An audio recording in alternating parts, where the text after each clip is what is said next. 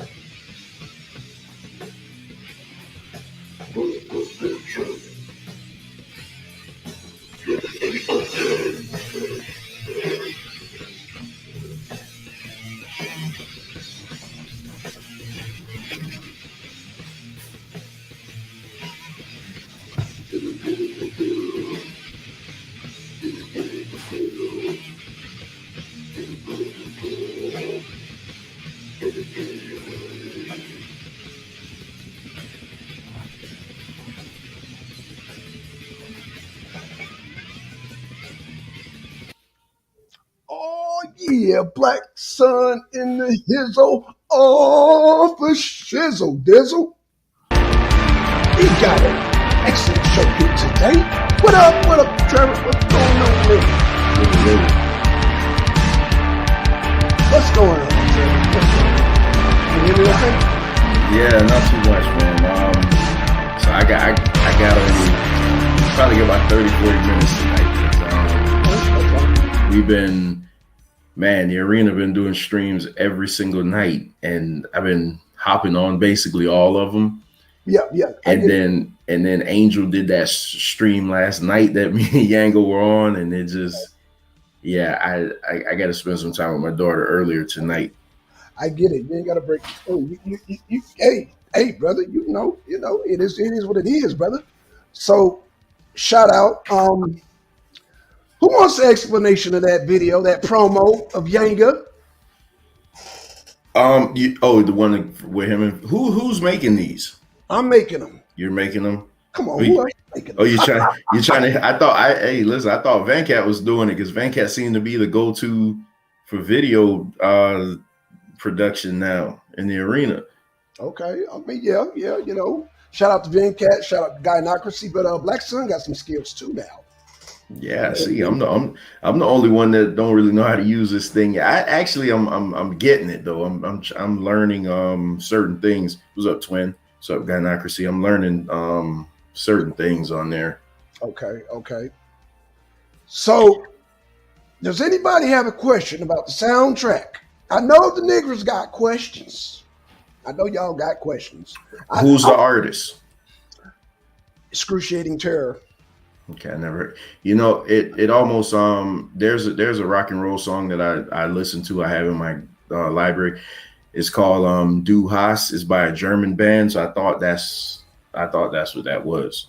Oh no, they straight from Mexico. Oh, okay. Los Angeles. Yeah, I know these guys personally. Yep. They see, so you know, Blue has the love doctrine, right? Mm-hmm. So I had to bring a legacy of hate. Dun, dun. That song is called The Legacy of Hate. So yeah, that's the you know, in the special forces they always teach us. Well, I ain't gonna get into that right now, but you know, we there are certain levels of music.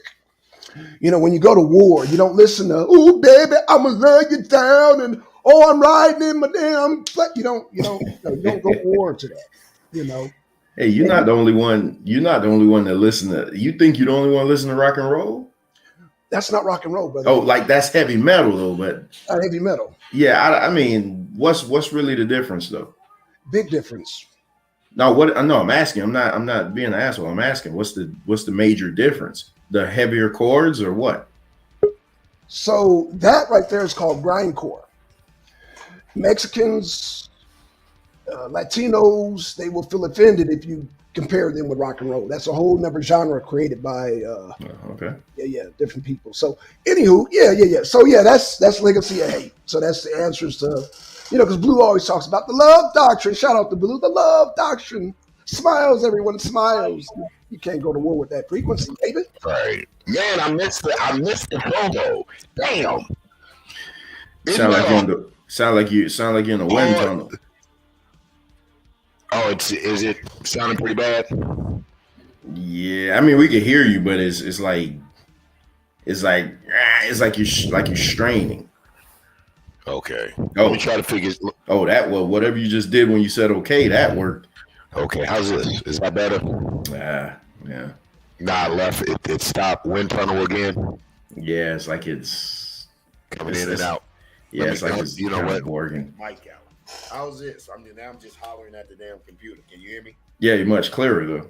Okay, that's what's up. Isn't that a hard ass promo? Hey, yeah, it made me. What's up, baby? I missed our show. It made me wanna go run through a wall or something. Man, look, and Son was like, well, yo, send me a little. Son was like, make a little video. Send me a little video. So I just did the little video, did the little face, you know what I'm saying, the little look. I had no idea the soundtrack he was going to lay down. So the soundtrack going with the face was just like right on time, man. So that's what's up. Look for that debate, man. We've been waiting on it. Like you said in your comments, it's about to go down in the league, man. So wait a minute, because Blackson and Rio was this Saturday, right?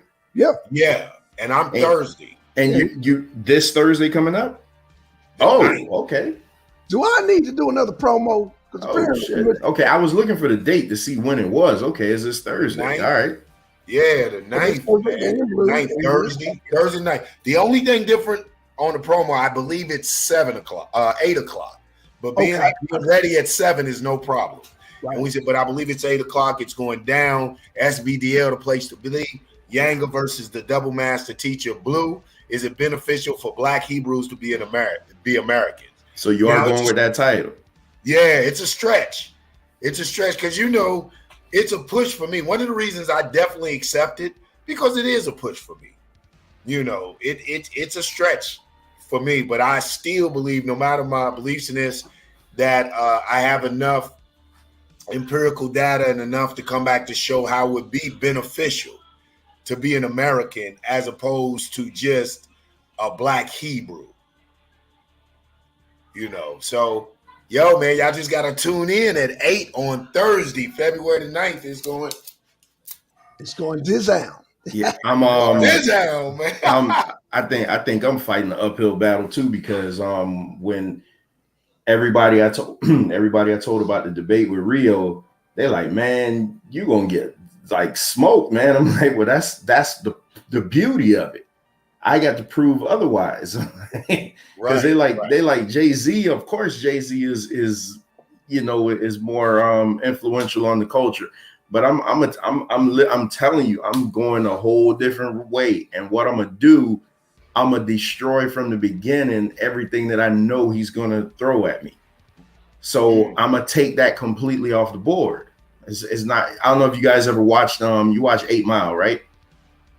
With Eminem. Yeah.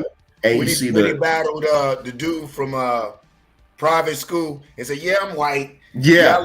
So you see what he did? He took his whole rap from him. Mm-hmm. He literally just took his rap from him.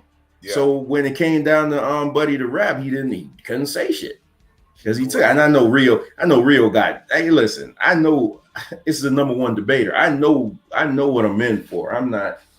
But I'm telling you, if any of y'all think it's going to be easy, it's not going to be easy, man. It's not. I'm telling you, man. I've been waiting for this for a couple years, man. It's just not going to be easy. I know that. I know that out of you. I think if anything, we may be saying too much now. Prayerfully, Rio underestimates you. That could be one of your greatest strengths, but if anyone underestimates you coming in, that is going to be a big knock on the head for them. But I'm going to tell you this, Trevor, you've been on the show long enough with Straight Talk from Trevor. Check that shit out. If y'all haven't checked out, subscribe to his page, check out the podcast. With what you've been putting out there, though, I don't think anyone's sleeping on you. And that's what I'm concerned for you about. I think Rio is going to be up in arms. I think he's going to bring his shit. But I'm not worried about you. But I know that's going to be a hell of, and the title is so fucking sensational. You know what I'm saying? Who had the greatest influence on hip hop, Jay-Z or Master P? Hip hop culture. Hip hop culture, right. Now, I like where you're going because I believe, especially if you're going to use that strategy where you're already going to attack some of the more common things or some of the things that he may use in the debate. And I don't know how old you are, but I'm old enough. 42. 42. Okay. So I'm old enough to appreciate the influence on hip hop of Master P, from hip hop to being one of the first to go into entrepreneur, really pushing that. I don't do it because you're getting into my stuff. Okay. That's what I'm saying. Okay. I'm not using the music. Okay. Because people don't know how far. What's his name? Percy Miller. Percy Miller, man. I'm telling you. You don't know how far Percy. I mean, I ain't gonna tell you debate. That's from being y'all forget agencies to exactly. Hold on, but y'all forget Rio is a rapper. No, but I know that's what I'm saying. Right. I was telling my group, I'm like, listen, man, this is like a battle rapper, so he this is his. He knows. This is his wheel. But Rio's an entrepreneur also. Yeah, but I'm not. And he's a capitalist. He's a capitalist also. Yeah, son. But when you talk about influence in hip hop, when you talk about, some of the strong points could be for Trevor. When you talk about a first, when you talk about Master P was a trailblazer.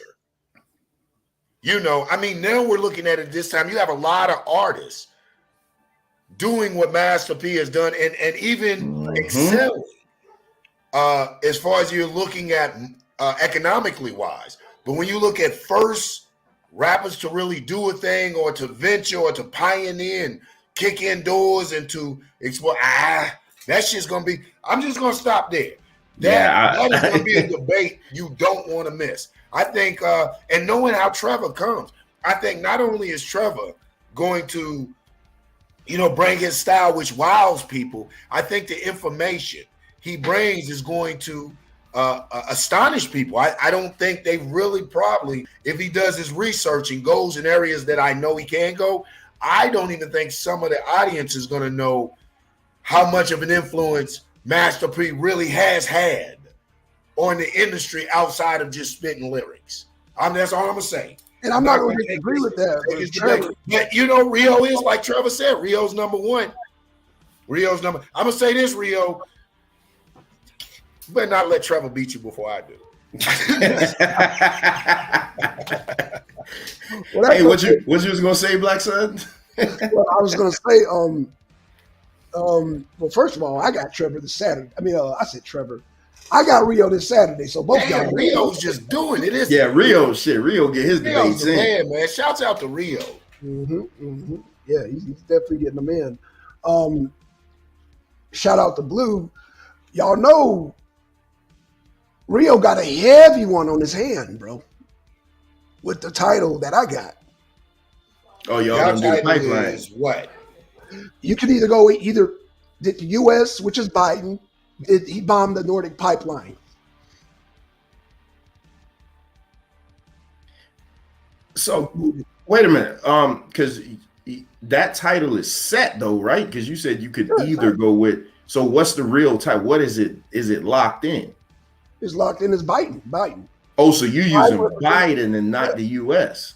Biden represents the U.S. Yeah, well, I know, but the semantics when you change the name from the U.S. to Biden, you give somebody some wiggle room. You know that. Wait until you see the debate. No, I'm pretty sure. Listen, I know. I know. Trust me, I know you got inside. You got Putin's inside line. I know that. There's only two people on the planet that could have bombed the goddamn pipeline. Okay, there's only two powers. You got the powers of OPEC, which is Russia, China, Iran, and then you have the rest of the world. So which side did it? And who's in charge of that other side? The U.S. Who is the president of that other side? Joe Biden.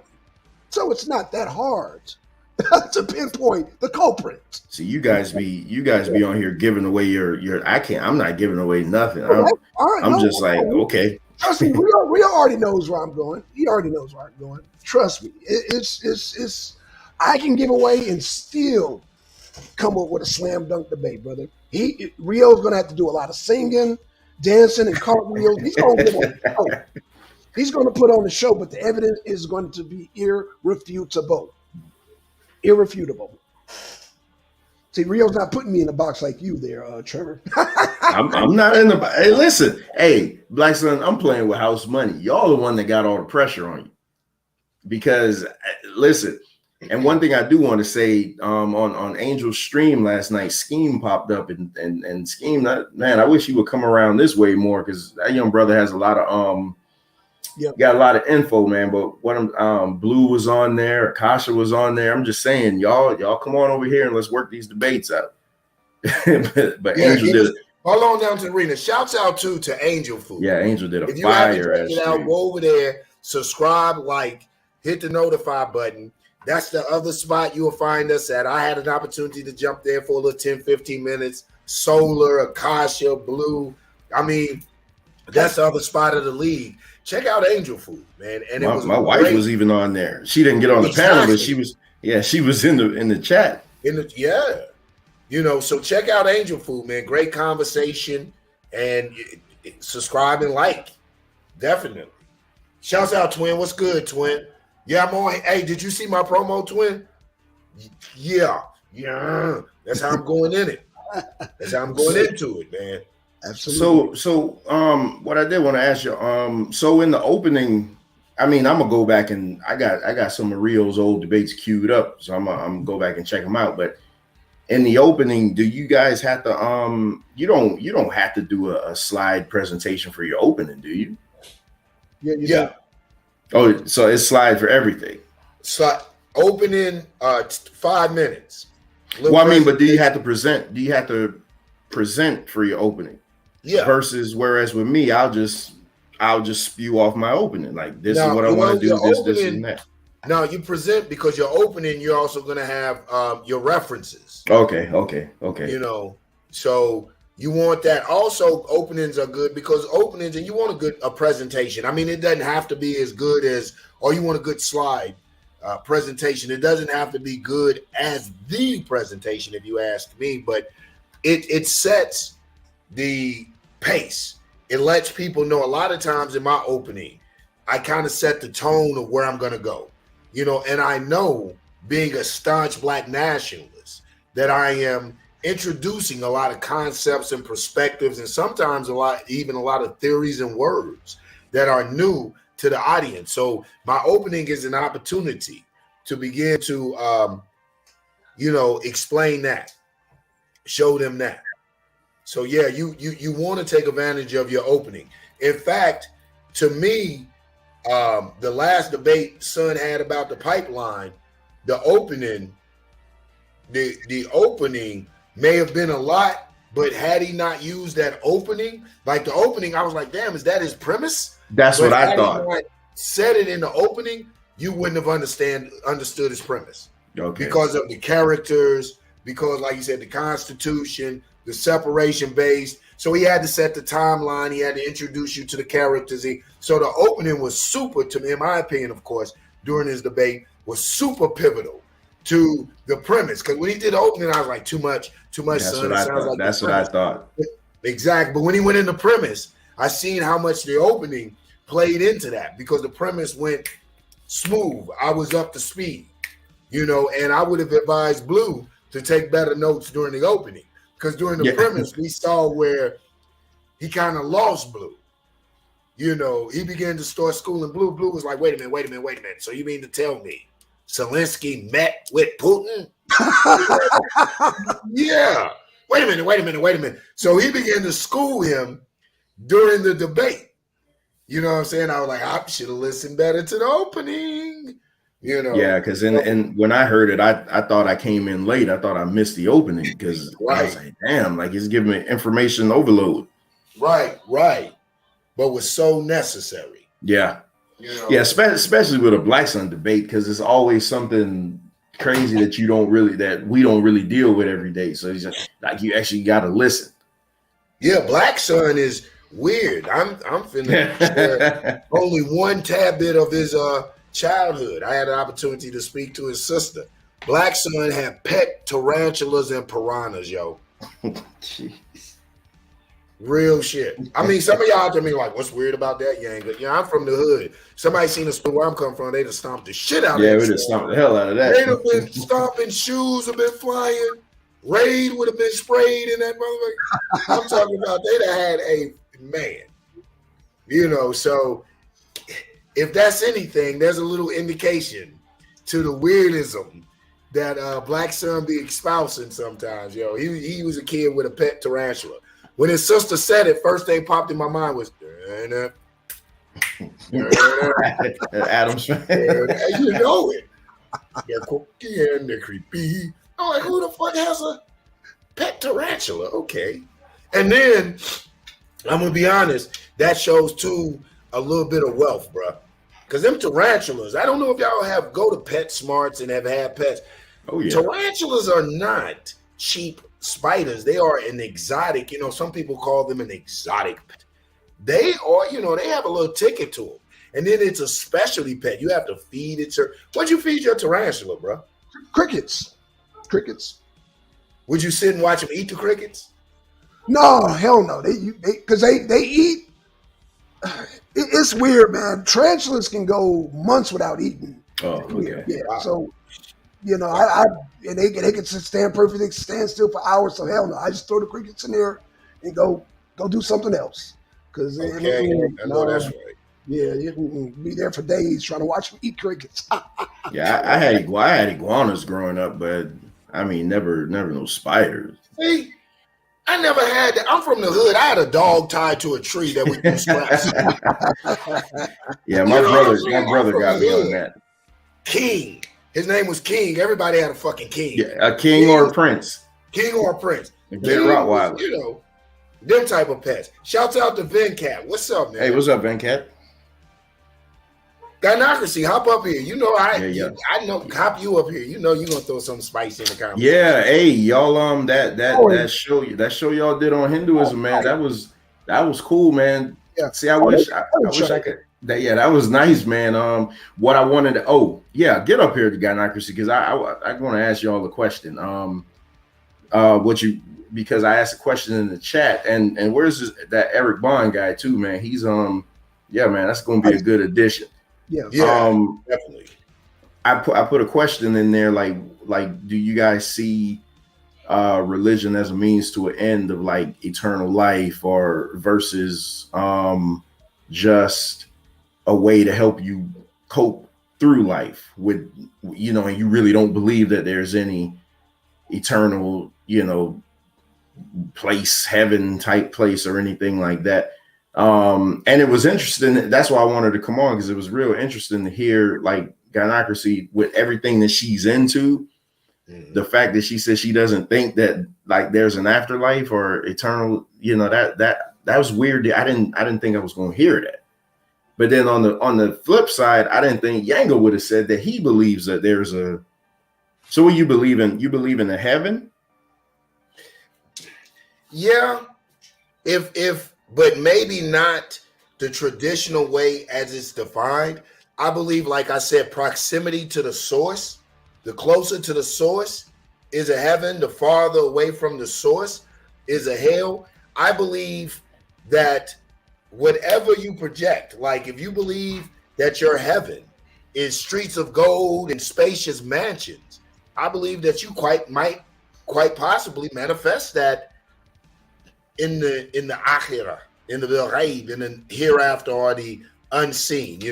For me, my whole goal is to be as close to the source as possible, to be close to godly in my actions and my character, my conduct on earth, hoping that my energy, known as a soul, will go back to the source that it came from.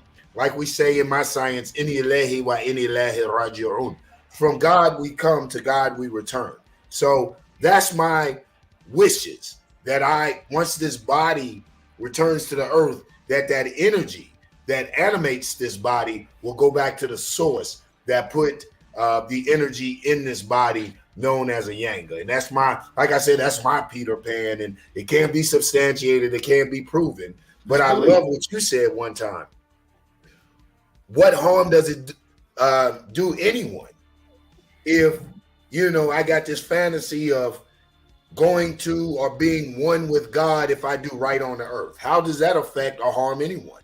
The only person that bothers is, as far as black, is a neo-colonialist Negro who has bitten into the supremacy ideology, and it bothers them that I don't take their theology or philosophy as the be-all, do-all, sum-all of divineness. You know what I'm saying? I mean, it really irks people. Was it irk someone? I mean, someone praying to Jesus, really, and their actions are right and exact. Really, what does it bother you if it isn't a colonized supremacist mind state? Someone would have to explain that to me. That's how I feel. I mean, being a Christian for so long, I believe. So I always say this: I hate to believe that I tried to live a righteous life for nothing.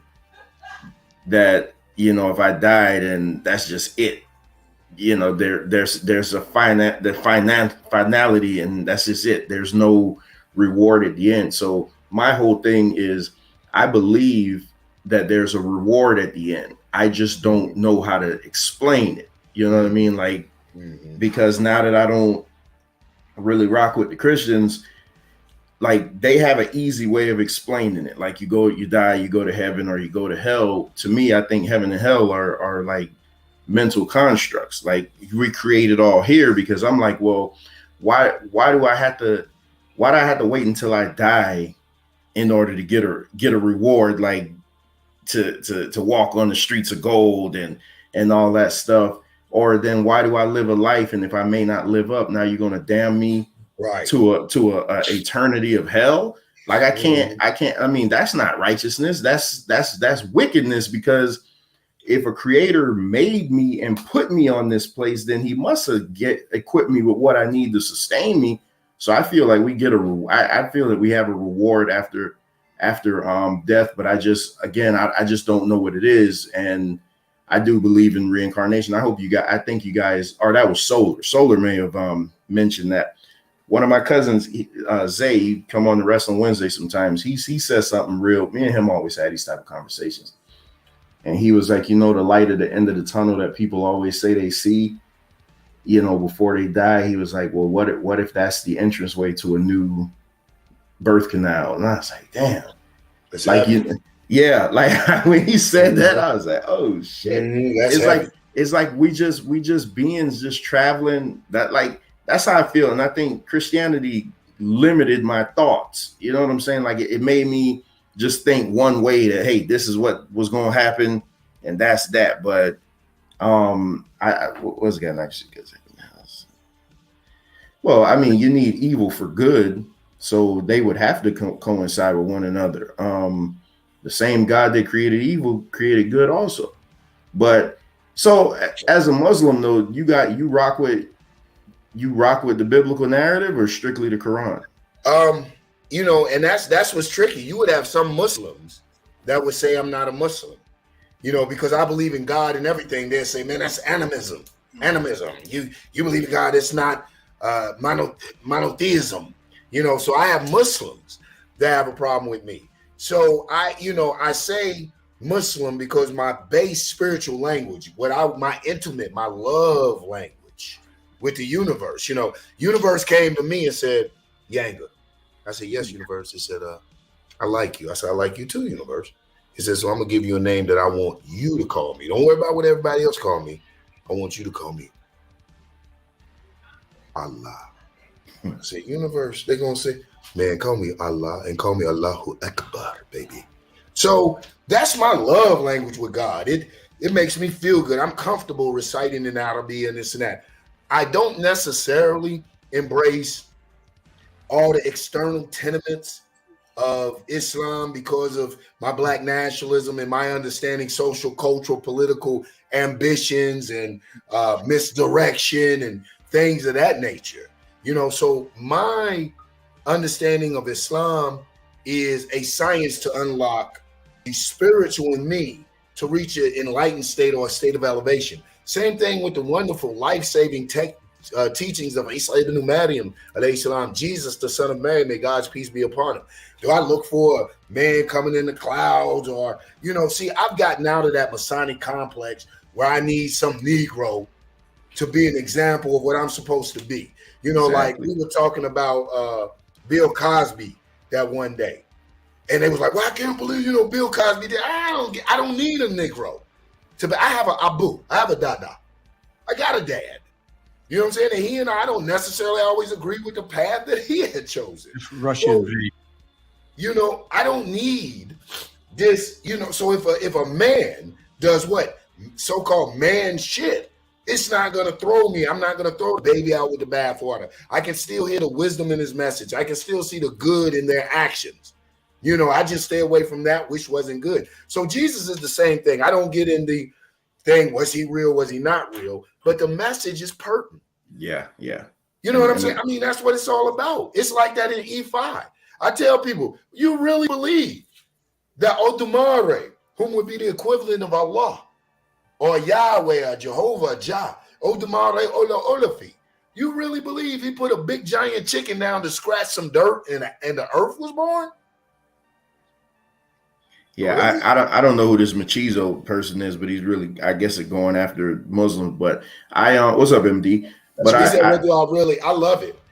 What do you really stand on, Yanga? I stand on what's right and exact. I stand on what's good for you.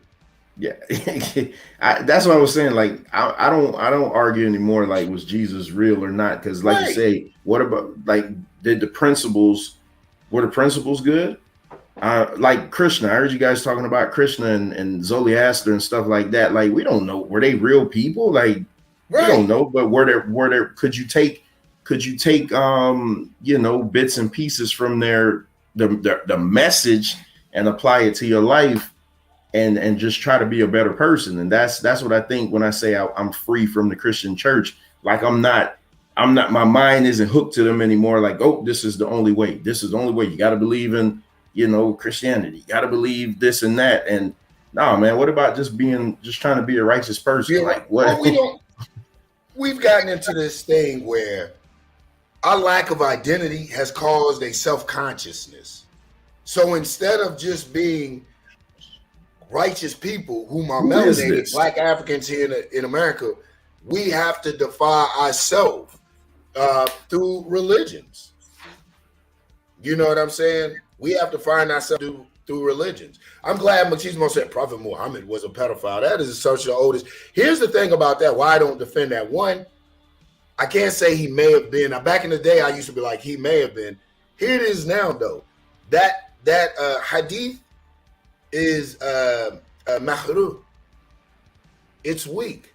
You go through the isnad, when you look at the chain, the isnad, the hadith is weak. But since you don't know the science of Islam, since you don't know mutafiqun alayh, since you don't know what's mahru, since you don't know what's these things, Hassan, since you don't know the science of these things, engaging in certain debates with certain people, and I don't want to debate people's beliefs, but engaging in certain discussions with certain people, I would spend more time teaching you to get up to speed at the risk of sounding audacious and arrogant. I would say, hey, Yanga, not to cut you off, Yanga, this dude is spamming, man. Yeah, who is he putting up random stuff, man. Yeah, yeah, he wants some attention. Jump on the panel. You know, putting up random stuff. I don't know who that. No, I don't know who that is. I just wish they would jump on the panel. I think they call this trolling. I was told this is called trolling. Yeah, hit the link, whoever you want. I would love to engage these conversations because I be so real with it. As far as engaging conversation, I love for them to jump on the panel, but don't hide like a sucker. I hate the sucker shit. Yeah, hit the link. I just posted it. Hit the link. Jump on the panel and confront or ask the questions, but you know you'll get your ass. Hey. Yeah, this dude that went from Muhammad to the NOI. Like, what's next? You know what I mean? So they don't know what I stand on. If he's coming at me, Fard Muhammad, Black Muslims, you don't know what I stand on, so you shooting at everything. Fuck a Fard Muhammad. Fard Muhammad. So this person right here is not going to jump on the panel or hit the link because we all know you're a fraud. No. Damn, now what I do? Now he's saying I'm a fraud. What the hell I do? I just got on here. You exposed him. I call you the execution. But the crazy part, is somebody we know. It's somebody we all know. That's why they won't jump on the panel. Oh. Yeah, somebody we know. This is so you think it's a troll account? It has to be somebody who we know. It has to be. We all know who we all recognize. That's why they won't jump on the panel. It has to be. The arena is an open panel. Like, I'm not mad at these questions if you sincerely want to know. If you just trying to troll and you scared to come up here, you don't even have to turn on your camera. But if you scared to come up here and ask these real questions and engage in these hot discussions, that's some chump shit. He said, what does MD stand for? That's my initials, brother. That's my initials. Would you like to know my full name? Jump on the panel, I'll tell you my full name. MD stands for Master Dominator, Master Destroyer, nigga. I don't know. MD stands for Mad Dog. You come up on this panel, I'm gonna run your ass down like a mad dog. Come up on the panel.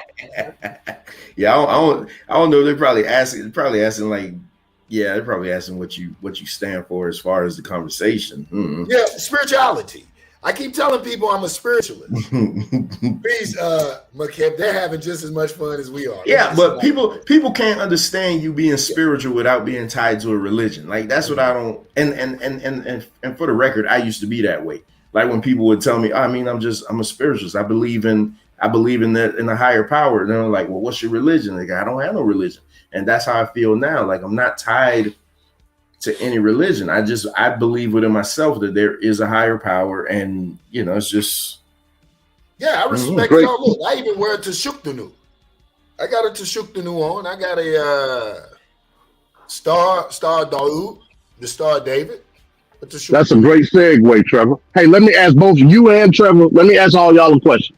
Do you believe that spirituality, whether it be via religion or all intents and purposes, some individual, do you believe that that's the ultimate visualization of culture, whether it be personal or social, within your community?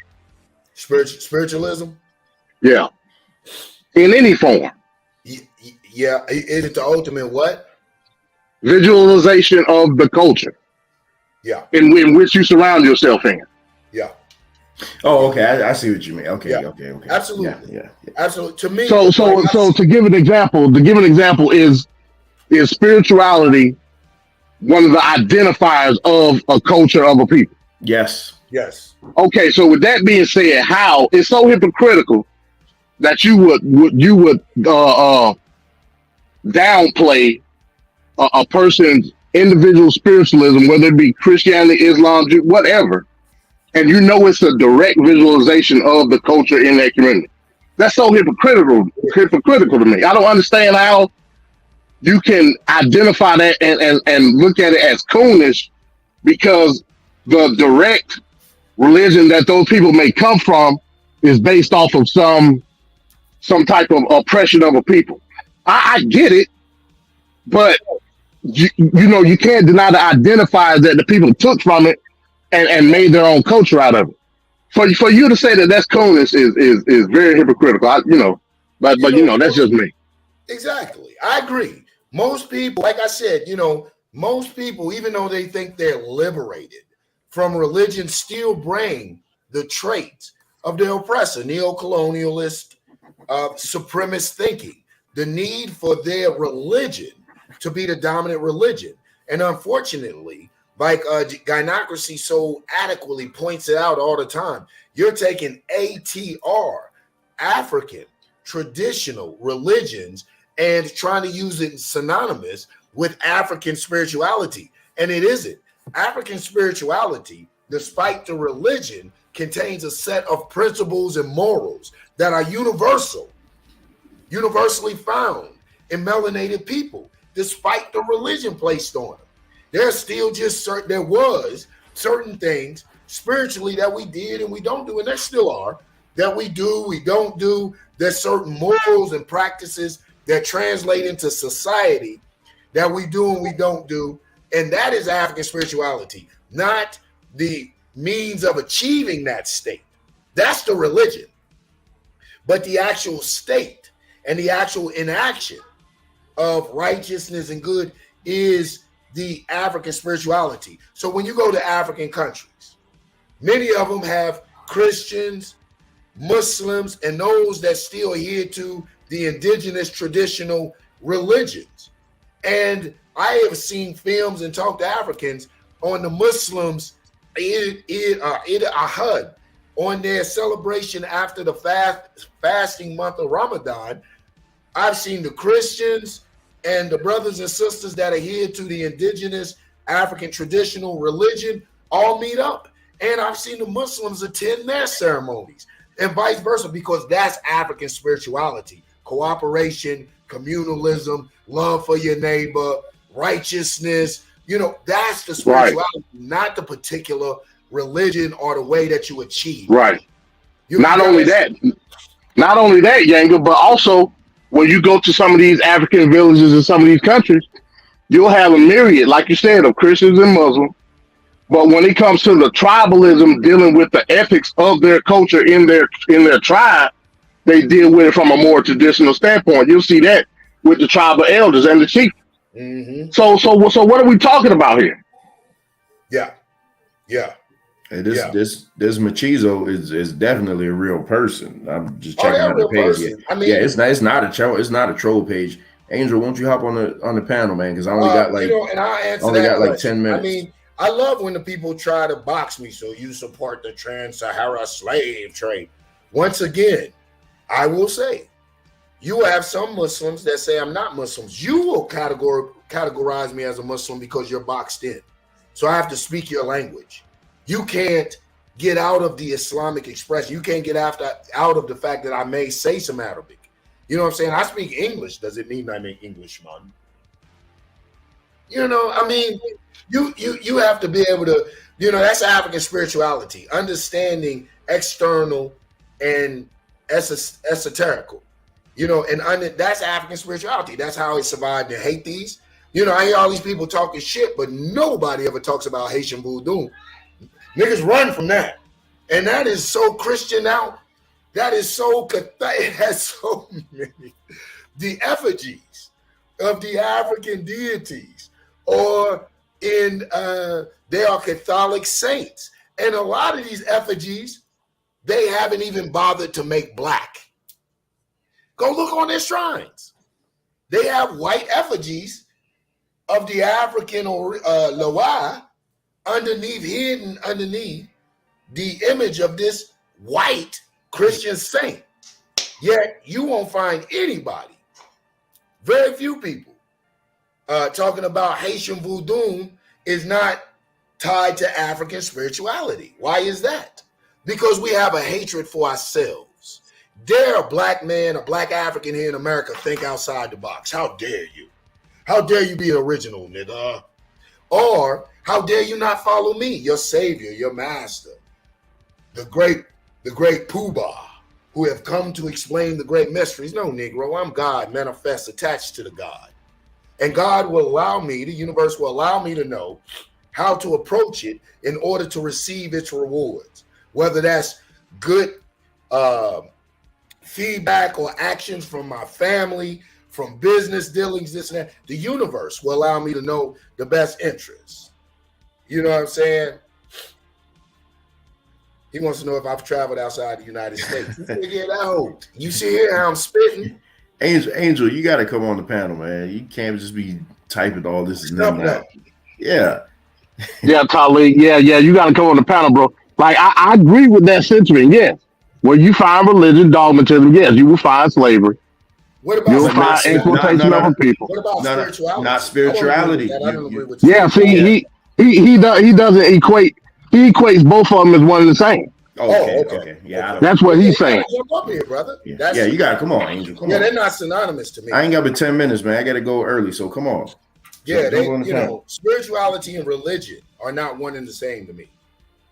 So I agree. Wherever you find religious dogmatism, you definitely will find slavery. You know, but I don't practice religious dogmatism. I don't care. I don't want a Sharia.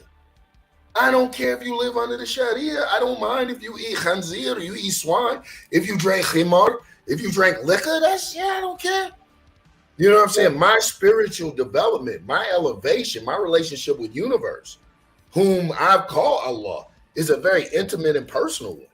You know, and I can't get around that aspect of it because I went through the religious dogma. I went through all of that. And so, you know, when I came into spirituality, when I came in about edifying and elevating self, and the part of that was the art of allowance, tolerance, and things of that nature, man, I was surprised how my life had opened up. Hey, Talib, here's a challenge for you, Talib. You need to come up here on this stage, and you need to denounce everything that you learned from the Honorable Elijah Muhammad and the Nation of Islam. Denounce it all. They hurt his feelings. Don't take no value from it. Denounce it. Denounce every single last word. That's what you're gonna have to do in order for me to take what you're saying serious. Because though I do agree that the dogmatism part is heavily induced in trying to control the people, I totally agree with that. But when you talk about spirituality is the tenets, the principles, the values that you learned from the Nation of Islam through the Honorable Elijah Muhammad. That's spirituality. So if you come up here and denounce it, then I'll say, okay, yeah, you're right. But I dare you to do it.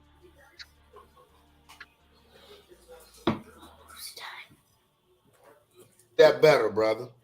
Wait a minute, let me see. I couldn't have said that better. I agree with that. I couldn't have said that better, MD. Spirituality are the tenets. You know, religion is the construct. Or could be the constraints.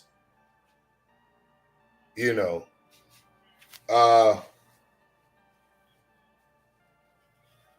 Hey, you come on this panel, Matt. Matt, Hey, what? Matt. Hey, what y'all got going on tonight, man? What the hell is this? Close that door. No. If you come on this panel so we could obliterate you. Y'all got him coming out the woodwork tonight, man. What's going on? Are we gonna kick you out? Machismo can stay because he's a real person. Yeah, Machismo, we having fun with them. We just trying to pass time with all them little baby questions. What his name? Matt Sheezy. Matt Sheezy. For Sheezy, my neezy. Yeah, you can't no, and I ain't gonna call you out of your name, but we're not gonna have you come over here and talk no shit in this space. Right. Where did that even come from? Yeah, that's what I'm saying. He knows this is the new black space. But they see black people, they see black men. I'm gonna say to Kajana, you tell Lex come over here. Let me educate Lex. Let you first take back what I'm spanking your ass with, and you warn whoever you want to warn. Tell them bring their ass over here. Invite me on their platform. You take that tail carrier. You go back to Lex with that, and I go back and forth with you, Machismo, because it's for the numbers. The fact that you won't jump up here lets me know you want some coward shit, some sensational shit. So, you can't be spiritual and religious at the same. This dude is slow. I ain't gonna keep talking to the chat on him. Now, my man Matt. Yeah, Matt. Hey, listen, and Matt, I made a comment in one of my shows the other day that, of that same stat. But here's the thing. We're not going to allow you to come on here and try to check us. I mean, you see 4 black guys on the panel and that's what you want to. You don't give us no salute. You don't say peace. You don't do nothing. That's the shit you come with us. And that's the shit that we're going to stop because we're tired of y'all entitled ass thinking that y'all can just come in anybody's space and rip your shit. You allowed to come on and say, what's up, Blackson? Don't fall for the banana test. That's not a white person, bro. I look at the verbiage, bro. Y'all got to pay attention to the verbiage. Man, Blackson, I be ready to go, man. But that's what I would tell them. I know this is gonna sound so cliche and all of these other type of stuff, But if we're definitely talking to a white man, we have to go back to historical, cultural. Hold on 1 second. So apparently Angel Snuffed Up can't see this person. So it's a person who is previously blocked. Blocked Snuffed Up. Yeah. Exactly. Pay attention, y'all. I have to take y'all to anonymous school. Man. Could his name extraordinaire? Hey, no. Let me take care of this one. Hey, Richard, just so you see, you out for 30 days, punk ass bitch, because you didn't show up Friday night. So you blocked, okay? Y'all block him 30 days. You out of here, buddy. 30 days. You gone. All you had to do was show up, man. That's all you had to do. Man, but you weren't trying to show up with Trevor? No, man, it's all kind of cowards in our chat. I've been trying to tell. Again, I love it. Machismo, Richard. These are cowards, man. So Richard is that Carl Winslow guy. I mean, this white guy is the Carl Winslow dude that shows up with Richard, because they only show up when I'm on the panel, and I know it because you literally came over here spitting the same exact stat that I did two shows ago. So that means you had to have been listening. So that's that Carl Winslow, but. Yeah, if you're really a white guy, get your ass on this panel and let's dialogue. On the panel. This is shouts out to Godnocracy. I blame Godnocracy for this. She opened the portal. Remember I was telling y'all about portal? Yeah. She opened the portal. Hey. He said, why I have to be all that, Yang? Because what you're doing now is you have me addressing the chat and you won't come in. This is always an open forum. What I'm trying to do is provoke your ass to come up here. I do call it cowardly. If you can, it's like, to me, the chat is almost like throwing a rock and hiding your hand. You make a statement, stand by. This is what the arena has always been about. I make a lot of asinine statements. I make a lot of statements that may not be right and exact to a lot of people, but I'm courageous enough to come up here and make it, stand through damn MD, Trevor, Blackson, and all of these other people, Godnocracy, who disagree with me the other day, talking about, yeah, Yanga, you did use nigga as a term of endearment. I'm man enough to face the challenge of the statement I put out. All that old, like Richard not showing up, but everybody want to be extra active in our chat, which is cool and thank you. But I mean, if you're going to be that active, jump on the panel. let us get a discussion going based on it. All the rest of that stuff, man, is so that's what other things. No, you can't challenge me in the chat, brother, because it's not a rapport. It's not a back and forth. You're more than welcome to jump on here and this and that, because it doesn't allow everyone to engage in the conversation. I know that's how it may work on other stations. Just here, we encourage people to jump on. Stand behind your statement. We're not going to beat you up to the point where, like, we don't do doxing, and I don't mean to be personally insulting. I do mean to ruffle some tail feathers and shit, poke a little bit to get the blood going. But I'm not trying to be so insulting that, or so offensive that you don't want to come back. Actually, what I'm trying to do is, like I said, incite you to jump up here. Share with the people. You may have more people than you believe. Share your sentiment. You know what I'm saying? So jump up here and stand behind that statement. Other than that, it's just sensationalism, brother. And not only is this a channel of entertainment like we're doing back and forth, we also like to inform and educate. You can't do that with what you and I are doing.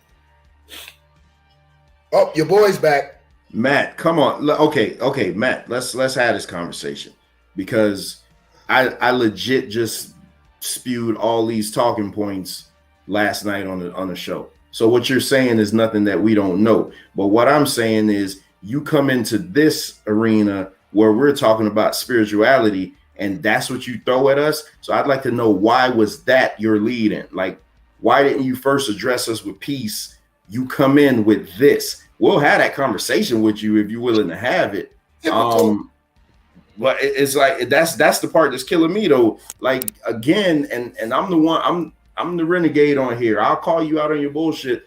I just see you as another white boy trying to stir up shit because you see 4 black guys on the panel. Absolutely. And you think that we don't take care of our kids, when I can show you a lot better that we do. So you take your 70% and you shove it up your white ass, unless you come on this panel. Absolutely. It's more white privilege. It's the audacity, it's the audaciousness of white people. Like, he made a very sweeping generalization. Black women and children deserve better. These men simply want to. I take offense. Y'all niggers don't even know if that's a real person. No, that's real. He's real, because the way he's wording it's not like it's not a wording. I know a lot of black women that word the way he worded. So that's what I'm saying. How do we know that's even a white guy? Come on, Karate, we're not gonna kick him yet. We want him to come on. That's the thing. He made a sweeping generalization, and we want him. Hey, listen, Matt, I got 5 more minutes left on the panel. Just come on. So Yanga, Karate has a question. She said Yanga and Black Goo on what? So she doesn't even know the title. Okay, we're debating. Is it beneficial for Black Hebrews to be American? And I think that debate's going to be an interesting one. I think people will be surprised by the way I come. I personally am enjoying the debate and the research because it was a challenge. Anyone who knows me knows I'm a staunch black nationalist. So it was a challenge to, take almost a different perspective. I've been attacking the system of America for so long, and America as an enemy to the black man for so long. It was interesting to begin to have to champion America in a sense, So that was the debate. Listen, don't miss it. February 9th, 8 o'clock. Do not miss that debate. I know Blue's going to bring his A game. He's all versed in the Hebrew thing. So he's definitely going to bring his A game. You don't want to miss it. Inyame said he thought that was White Son's nephew. Matt. No, listen, McKay must say I need to debate Matt. I always debate other black people. I do debate some black people, but largely I go after niggas. Uh-oh. Am I going to get in trouble for doing that shit again? Why is he coming after you specifically, though? That's what I'm saying. This got to be something. I'm that shit. Because I'm that heat. And whoever he supports, maybe he's a Lex supporter and I gobble Lex's ass, or maybe, I don't know. Yeah. He came at the UNMD. He came at the UNMD specifically. Yeah, we that heat. But this is a cat that won't come and engage in a dialogue with us. It just makes me think I'm that shit. I got to hold my nose when I walk in the room. I will say this. I commend Lex for separating himself to other dark side and influencers on this app. I commend him for that. The other day he said, his channel, I think, what is it? Dark Side Official TV 2 is not affiliated with any other YouTube personality that uses the term dark side. So I commend him for that. That way it's not this this tribalism. I commend him. He separated himself from Blue and the others, allowing them to do their work. I commend him for that. Oh yeah. Much respect. My man said, for this to be the Arena Uncensored, there's a lot of censorship going on. Here go another white guy. We have disturbed. I don't know if I need to leave. I'll holler at y'all tomorrow, man. No, I don't know if I need to go. MD, I think you have disturbed the sanctity, the sanctuary, the safe resting place of white people. I absolutely love it. When you disturb them so much that they start responding and saying, how dare you have the audacity to say you don't want to hear some of this white shit we're talking about. There's a lot of sense. They hit you. Hey, look at the picture. Yeah. Look at the picture of the white dude. It's coming from YouTube. So it's not like Venkat said earlier, it may be Facebook. Yeah, they YouTube accounts. Yeah, they YouTube accounts. Look, let me turn I don't know what's going on. I don't know what's going on right now. You gotta look at this. Hey, you white boys, we all got our teeth. There ain't no gold teeth in our mouth. Just so you can see. Right. So yeah. Right. Yeah. I'm saying I've been around white people long enough to know they verbiage. These are not white people. I'm trying to tell you. Unblock that Richard guy. He has the right as an African American. That is funny. But they trolling hard tonight, bro. They trolling hard tonight. Hey, the arena is lit as fuck right now. I really think, like Son said, it might be a black person, but if it isn't, that's how you know it's white people. Like, he broke the rules. My man Trevor said, yo, you had a shot this and that couple days, man. You need to be gone. But that's how white people think. We saw that when they stormed the Capitol. Fucking rules, fucking law. Yo, white people are absolutely radical. Yeah, so over here there is a structure, though. Arena Uncensored, but there's a structure that allows this thing to function or keeps it with a certain functionality. If we're allowed to do like white people do, savagery and barbaric, Carl Winslow. If we do that, oh yeah, they troll. They trolling the shit out of it. Those are my neighbors. No, but this Carl Winslow is the guy that be with Richard. Hey, Carl, just so you know, Chester, Matt, whatever y'all want to call yourselves, the only reason Richard is blocked for 30 days is because Richard challenged me. I set up a stream Friday night that Richard agreed to come on. I gave him 15 minutes. He no-showed. So guess what? His ass got to go. So he can come under all these fake troll accounts he wants. Y'all get us the numbers. It's fine. We'll entertain you for a little bit, long as you don't get out of pocket. So I want to address Machizo. So Machizo, I know enough white people to know when they want to go in black spaces, they put up a black picture. They don't put up a white picture. So I know enough to know that. Yeah, I'm still new to the YouTube thing, but no problem, bro. And for the record, you white guys, I got 15 white guys that's my subordinates. So that should make you really feel bad. They have to answer to me every single day. Every day they got to answer to my black ass. Right. Every day. They're gonna get you. Listen, someone said, Carl Winslow said, watch how you talk to my peoples. Listen, I'm gonna be honest. The views and the opinions at time of Yanga do not reflect everybody on the panel of the Arena Uncensored. However, when I get a chance to call one of them a cracker, a cave dweller, a tree climber, a raw flesh eater, a pale skinned buttermilk complected, dog loving, furry hair having, bad smelling savage, I'm gonna take advantage of talking about them devils. I'm sorry. I know them your peeps.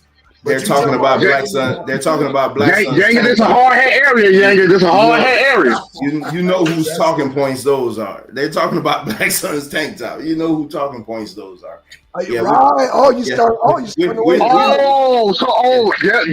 have just cracked the case. Yeah. You just cracked the case. We know who sent you. Listen. You just cracked the case. I need to go change my hat now. Shit, hold on. I'll be right back. We got white people in the house. Let me go change my app. These jokers, man. Damn, how the hell Gynocracy brought all this heat over to us, huh? And man, we was just enjoying our little show, and now it's all good. And to that person we shall not name, if this is you, shame on you, because we had an agreement the other night. Exactly. We had an agreement the other night. Thank So if this is you, shame on you.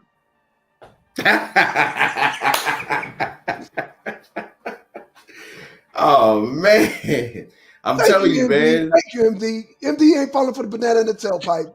Yang and Trevor, man, y'all, bro. No, Man, but once I saw Carl, I got some white people. I'm trying to get my.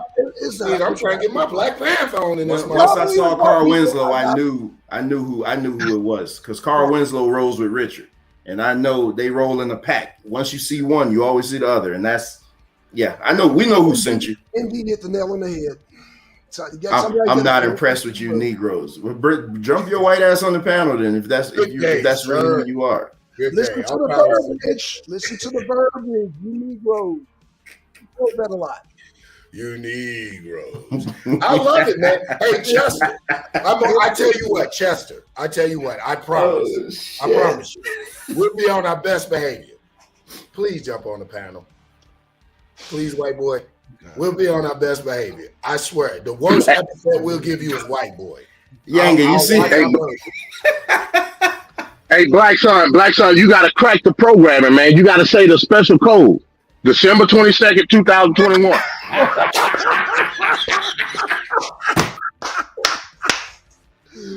Thank you, MD. Oh, God. Yo, MD's going to be a cold debater because he don't fall for the bullshit. Oh, MD He is the don't fall truth. for the bullshit. He is the truth. MD is the truth. Yeah, See, when you say that, you put a glitch in the system. They don't know what to do now. They glitching out, man. It's out of order now. It's out of order. McCabe said, what do I do for a living? He hope I don't work for the white man. I mean, you live in capitalist America that's controlled by, unfortunately, white people. Fortunately for me, I don't have to work for white people. Blackson, what do I do? Comcast all day. I mean, not Com. I'm sorry, Peoples. He's producer. He's producer, baby. I've been fortunate enough to work at a black television station. I'm a black producer that gets to put on black programming. Isn't that a blessing? That's that spookism. Allah. Yo, I'm blessed. I'm fortunate.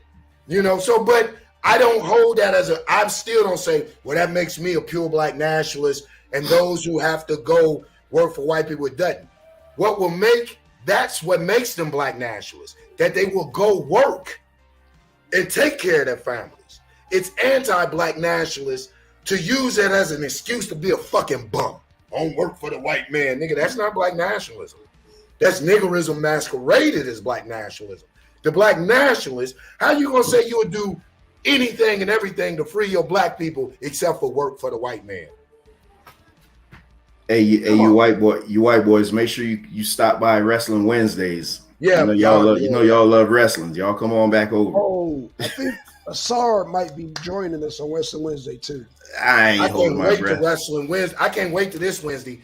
Cat's gonna go down. I think you guys are gonna talk about the black influence, black wrestling. Oh my God, Black Panther, baby! It's gonna be a blackity black show. Oh my God! I can't wait to Wednesday, man. Machizo will enjoy that one. Yeah, Machizo, you're gonna enjoy that one. Machizo gonna be like, oh no, why they fighting on a white ring? White canvas gotta be white. Them niggas ain't black for real. You can't win with our people, boy. You can't win with our people, man. Oh, there it go, right there. There it go. Come back. You saw 2 cases in a row, Trevor, man. Hey, man, you a Negro Columbo out here, man. All right, but Chizo, we're gonna have to kick you the fuck out of here, buddy. Yeah, and you gotta go because you brought up shouts out to Nandi, man. We don't disrespect Nandi on this station. You bringing up Nandi's name, man. And if you ain't put roses behind it or hit her cash app, nigga, then you don't mention her over here. Send us some cash app since you mentioned her name. You guys should go, bro. Yeah, you blocked for 30 days, punk. Yeah, you gone for 30 days. We don't get down like that. We're not going to allow you to pull us into sensationalism with Nundy. I'm going to let some of y'all know behind the scenes. Nundy and I talked a couple days ago. You know what I'm saying? So we're not going to let you get us into that bullshit, man. We real black nationalists. We go through our shit. Do. Am I saying we best of best friends? Am I going to jump on her page? I'm not saying all that. What I'm saying is Nundy and I have been doing this work for a long time. And we understand shit.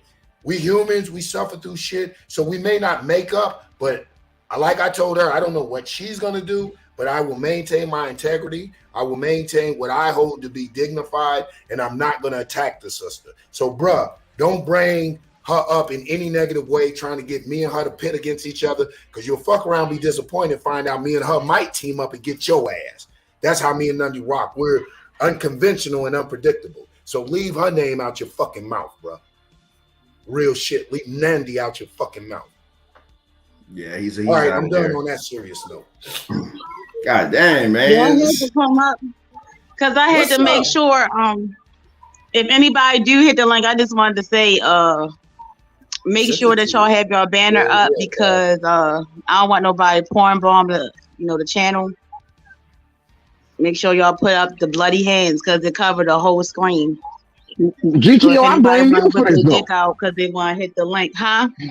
I blame you for this. You opened up that portal that we were talking about the other day, and you done created that's what anybody in the space.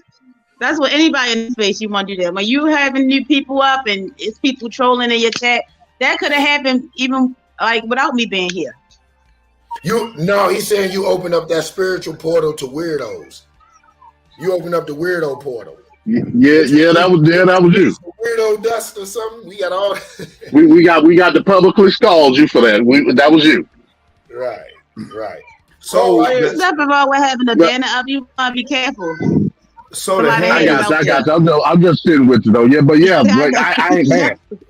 This crazy. But the hands. I just stopped the truck. Now what does the hands do? Like what? Like what she's saying is when you put the GIF up, it blocked the profile. So if somebody try to like rip their meat out or something, they won't see it and block the If somebody do that, I'm up out of here. I saw that on Judah's chat a couple of months ago. Somebody did that. What? They doing? Oh man. Yeah, somebody. Yeah, a white boy came on Judah's panel, ass out. Wow. Talent watch shit like that. So this was like 6 months ago, but it was crazy. Right.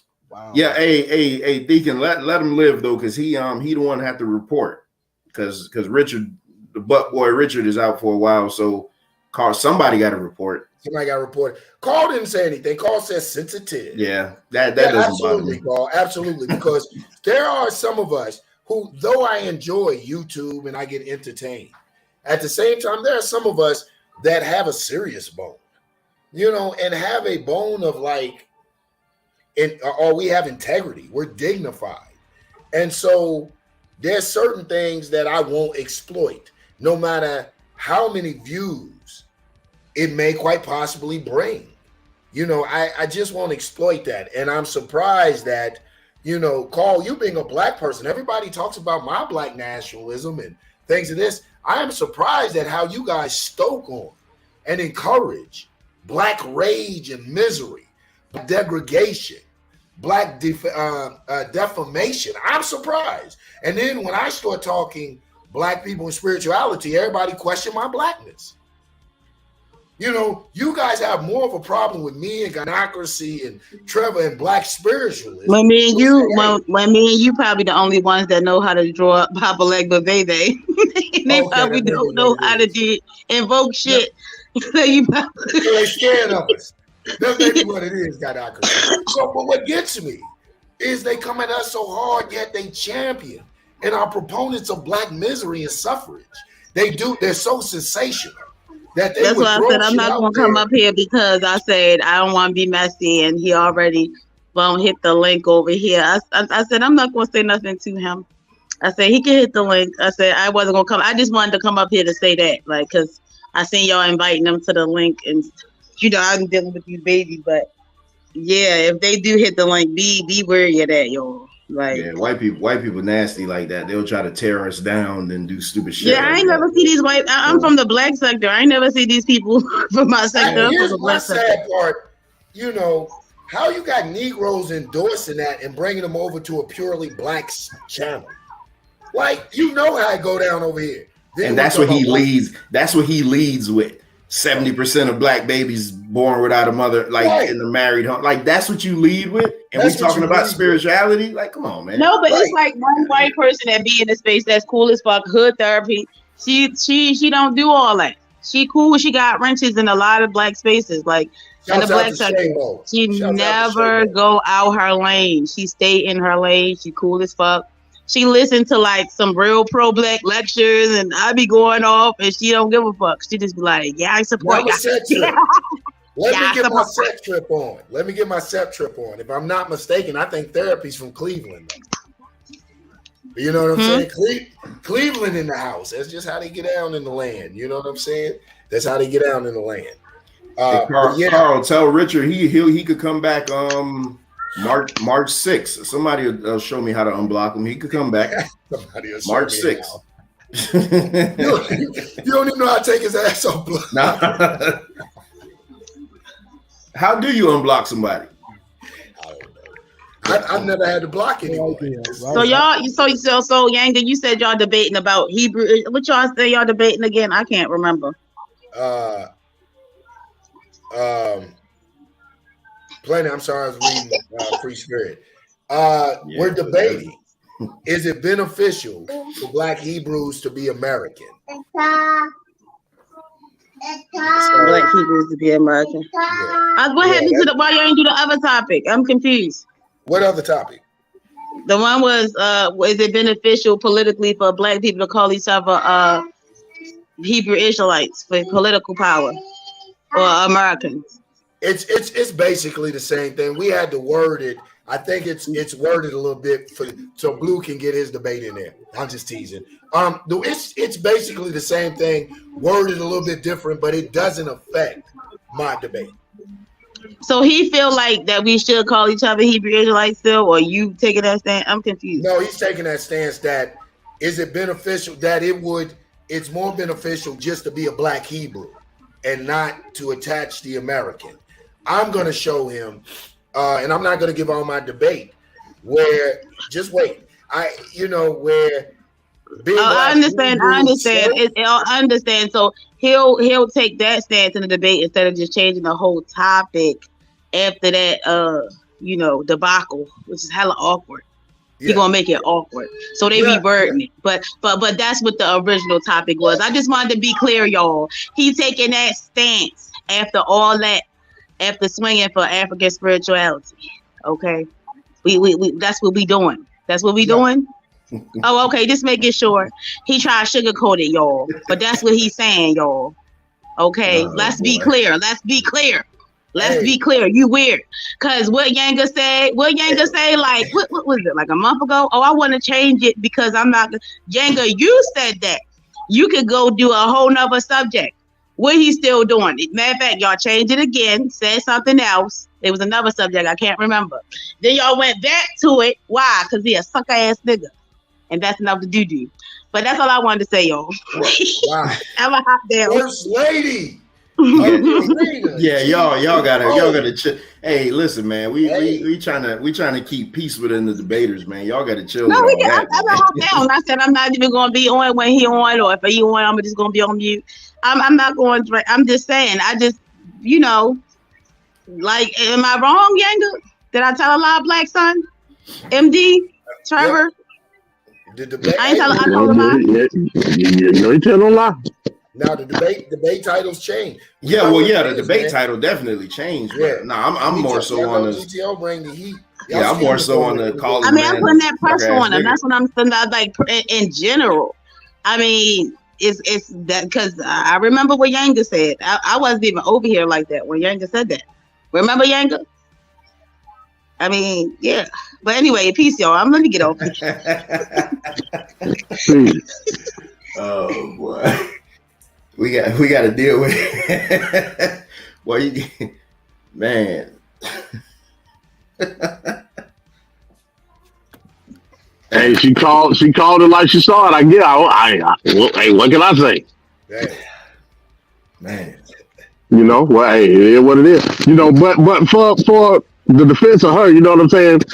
When y'all had that show yesterday, Yanga, not was it yesterday or Saturday when you had the Hinduism show? I think it was yesterday. Saturday. When y'all had that, was it Saturday? Yeah, I believe so. Yes, sir. Okay, when y'all had that show, some disparaging comments got put out, and I'm not saying Blue was in cahoots with it. I'm not saying that, but Lex put some disparaging comments in his community tab, like literally right after that show, talking about how now people biting his style and you know trying to find how he basically trying to find black oppression within Hinduism. But we talked about that already. You know what I mean? So I don't, you know, like I said, with Lex, I hope Lex can muster up the strength to come back on the panel, man, and let's have a serious discussion. Let's air it all out, man. I think so. And if not, if you can't come on the panel and have a serious discussion, then make that payable to the Arena Uncensored at YouTube. I mean, it's right. It's you know, it's content. It's right now. This is the hot shit. We have the greatest discussions. We go from anywhere. The diversity of the panel and the panelists and just the people who support the arena is incredible, and it is good food. Lex was dead in the water. That shit is redundant, tired, and played out. And so here are some new people that gave him something to really try to create content on. The problem with that is it will only go so far, because I question his concepts of African spirituality. Like I said, he uses it interchangeable and synonymous with African traditional religions. He's like Snup on that. He thinks religion and spirituality are synonymous. It's hard to have a conversation if we're not willing to. I don't expect everyone to know everything. I get on here and I get schooled all the time. But there has to be a willingness to learn. There has to be a willingness to engage in a dialogue, to say, hey, oh, wow, I didn't know that. When somebody hits you with a fact, you got to eat that. Like, shit, didn't know that. I opened my mouth. Now I stuck my foot in it. You know, like to keep coming at me with this Muslim stuff. If I was an Orthodox Sunni Muslim, you still don't even know enough about that to question me. What's my minhaj? You know what I'm saying? You wouldn't even know what methab. Do you know what a methab is? It means what sheikh do you follow? There's four main: Hanbali, Shafi'i, Maliki. You know, do you know the shuyukh? Do you know the teachers of these methods? If you don't know none of that, I don't even want to discuss a social, cultural, political, Arab-influenced version of Islam with you, because I've moved past that. Uthaymiyat Qurans, the social, political corruption of the Umayyad dynasty. If you don't know the Caliph al-Rashidun were after Muhammad alayhi salam, I don't even want to have these conversations, bruh. Real talk. It's not being arrogant, it's being factual. So it's sensationalism. And instead of them using the sensationalism, like we can get these numbers up. We can go back and forth. But let's go back and forth with a good discussion until you get enough information to debate it. You know, stick in your lane. Let's debate shit you know. And I would even challenge Lex. We don't have to do it like this, bro. I don't know what the deal is with the league or all of that, but reach out to the commissioners. Let's get some numbers up. Let's debate. You know what I'm saying? What's Snub not talking about? Absolutely. Yeah, he says the fact is all religious. I think it is. And spiritual beliefs, yeah. Man-made. I'm sorry, go ahead, MD. No, I was reading, but you already read it. It's all good. Keep going. I think you're right. I think it's all man-made. I think it is stories. But here's the problem. I don't think the problem is with the man-made or the stories, because men inhabit the earth. So shit, men got them. They're gonna make it. The problem is in my opinion, of course, as black people over here, we have we're so self-conscious. We have such little belief in ourselves that we need it to be actual. Yes, it's a story, but what's the moral of the story? It's like Little Red Riding Hood. But what's the moral of the story? The moral of the story is, you see what I'm saying? Now, y'all can debate whether these characters were actual, because that doesn't mean anything if you don't take from the teachings. So if you prove it was an actual person, if you don't take the teachings, it doesn't matter. So what? It was mythical. And an idea that a man had to get people to begin to practice morality or to teach them about the dangers and pitfalls and snares of life. The African Pataki, in African traditional religions, the Pataki of Ifa is full of proverbs and parables and fantastic stories. You know what I'm saying? If anybody watched American Gods, anybody see that show American Gods? Yeah, I saw a couple episodes of it. I ain't seen it yet. The black dude, man, I forget his name. He played Nancy, the African trickster god or spirit. He played Nancy in man form. And he did I'm gonna have to get that and put it up. He did I don't want to say skit. What did they do? His scene when he was Nancy, the African trickster entity, talking to them in the Orlando Jones. Thank you, Gynocracy. You jumped off at the wrong time. When he did that, see, you remember that scene of Nancy he did?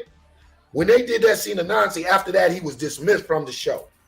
Now, not only is Nancy to me a mythical character in the African pantheon of deities, but it was even more mythical because Orlando Jones played it as a character. But that message was so fucking prolific and so stirring that they fired him from the show. And it was, yeah, I remember that. Yeah, exactly. And it was clips of constantly played. That's what we talk about, the message. Why do we need somebody to come? Why do we need a Masonic figure? Why do you need Yanga to be the perfect human being and walk on water? Why can't Yanga pass gas? Oh, nigga pass gas. He ain't Jesus. And it stink. I know it. You know, why do we need that? What is the moral? And then, even if you don't take every lesson, like, that's why I say some Muslims would say, oh, he's a heretic. How dare Yanga call himself a Muslim? Because I don't embrace all the teachings. I embrace those that are edifying, uplifting to my spiritual elevation, to those things that would hold me in check against doing physical ill to the best of my ability, because I still get on my nigga shit, but would remind me to be the best human being, especially a melanated human being, a black human being, and that good rewards will come from it. Last thing I'm going to say on this, there's a verse from the Quran. In the Quran, God says, what is the reward for good other than good? I'm done. What is the reward for good other than good? What are you going to get? What bad could come out of you doing good? Oh, well, somebody could treat you wrong, this and that. Then you know what? You know what sucker not to fuck with. right. So, I'll say this to Talik real quick. You're gonna have to show me generations removed without any form of spirituality, what will we be using to gauge morality of a culture? Is it gonna be just nature, period? You're gonna have to show me. That's why I want you to come up.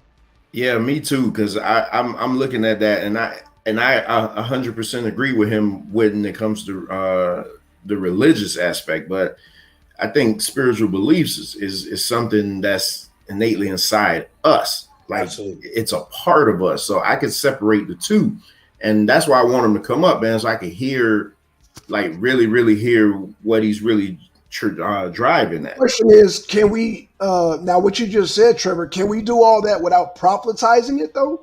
Absolutely. Okay. That's right.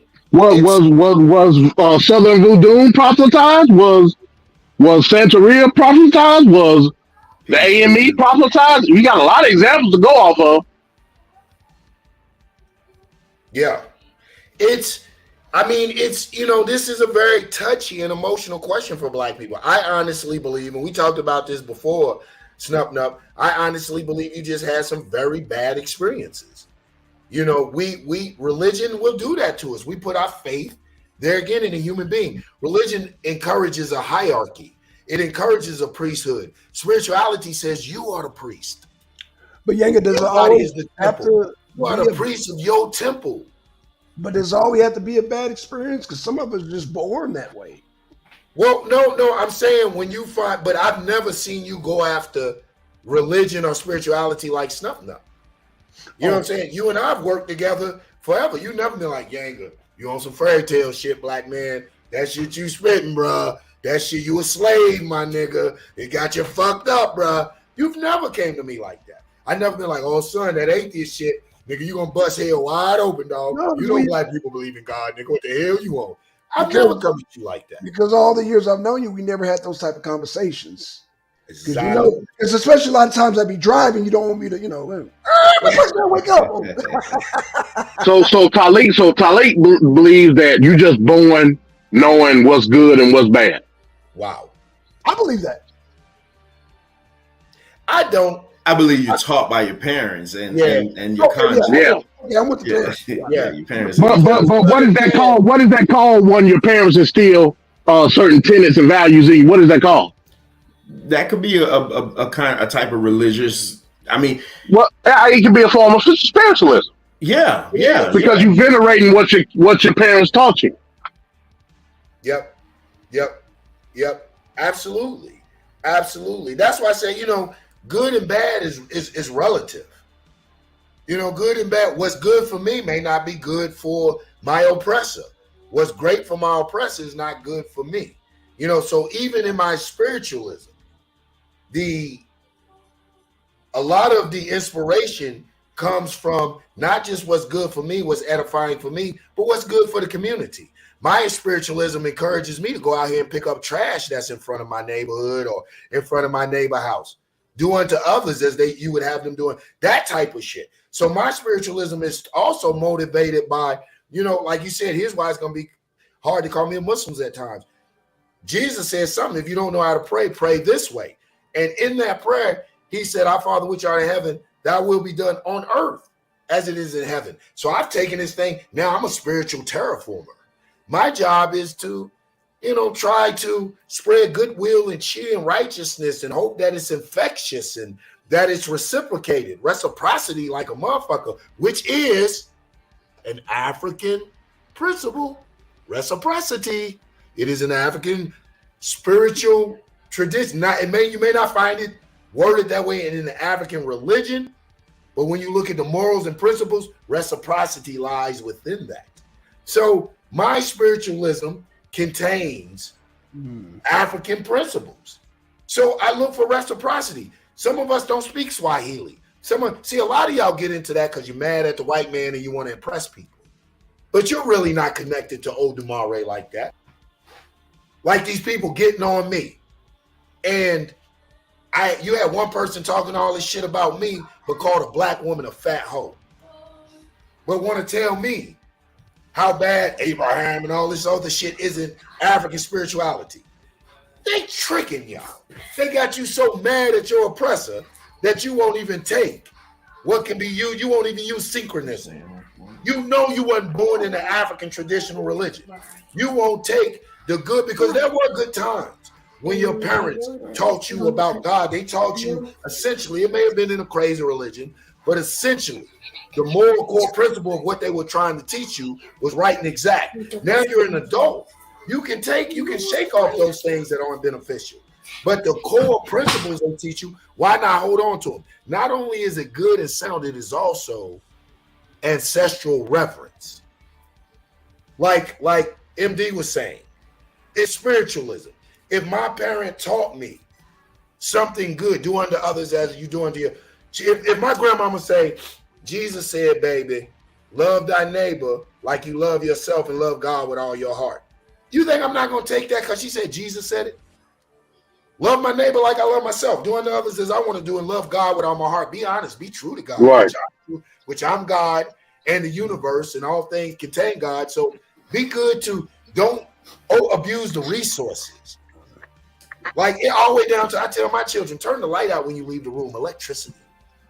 Don't be gluttonous. I tie all that into my spirituality. You're not in this room. Turn it off. So not only is it good practice and shit, it might even help the light bill. Who knows? Spirituality works for me. I'm sorry, you guys. hey, Snub. No, I got a question. So, like, if you depressed or whatever, you know, you ran into a bad string of luck, and you just sing an inspirational song. Like for me, I just start singing a old gospel song or something, and it helps uplift my spirits. And that's the type of spirituality. And so now, are you saying that that's wrong? I wish you would come on, man, because yeah, I'm more hooked on the spirituality thing. The religion, we got it. Let's screw all religion to me, because I think religion is divisive. But Black people as a whole are a spiritual people. Whether you and Blackson always say no, I'm an atheist, blah blah blah. But you connect with something inside of you. You may not connect to the God that other people profess, but there's something inside of you that you connect with. You may not connect to a God at all, but you connect to those values that were instilled in you based off of said belief system. You know what I mean? The God part go in one ear and out the other. It's the values, it's the morals, it's the principles that, and it's coming from a sense of heartfeltness and belief, because it's your people that's teaching you this. That's the spiritualist part. Hey, I'll tell you straight up, Talik, and like I said, that's my elder. I revere that brother. He exudes Nation of Islam, if y'all can't tell. Oh my God! Even though he denounced it, his very aura is NOI all day. That's spiritualism, because you still, I don't care what you say, Talik, you still have those values, those morals, those principles that were taught to you those 9 years you was in the nation. I guarantee it. I guarantee it. So do you believe in leadership? Like, I mean, because you talk about Operation Mississippi Exodus, you basically would be like a prophet, leading people. That's somewhat. Oh Lord. Yeah. Look at Blackson. But you're right. You are right. You know, it's his vision. So that's what I'm saying, man. We can't. You could call it whatever you want. You could just say, like with me, I didn't come to grips, like, you know, screw religion. But I'm not gonna. And it really happened from that conversation when Rio got on the panel last week, and I'm listening to him talk, and I'm like, well, wait a minute. I said I could never run away from this thing, man. And so I come to grips, like, I'm the whole religion thing, no, but I have spirituality. I connect to a source. I believe in a higher power. I believe in the Most High God. You know what I'm saying? I just don't know if he's the God that the Christians talk about. That's all. That's all I say. Now, Juju made a very good So I point. asked Snub, what's the soul? Facts, Juju. You soul power. You got to explain that. What's soul power? That sounds awfully spiritual to me. What is a soul? Yeah. And his name is Angel. You can't escape spiritualism. His name is I know Angel. what a soul Y'all gonna is. stop messing with Angel.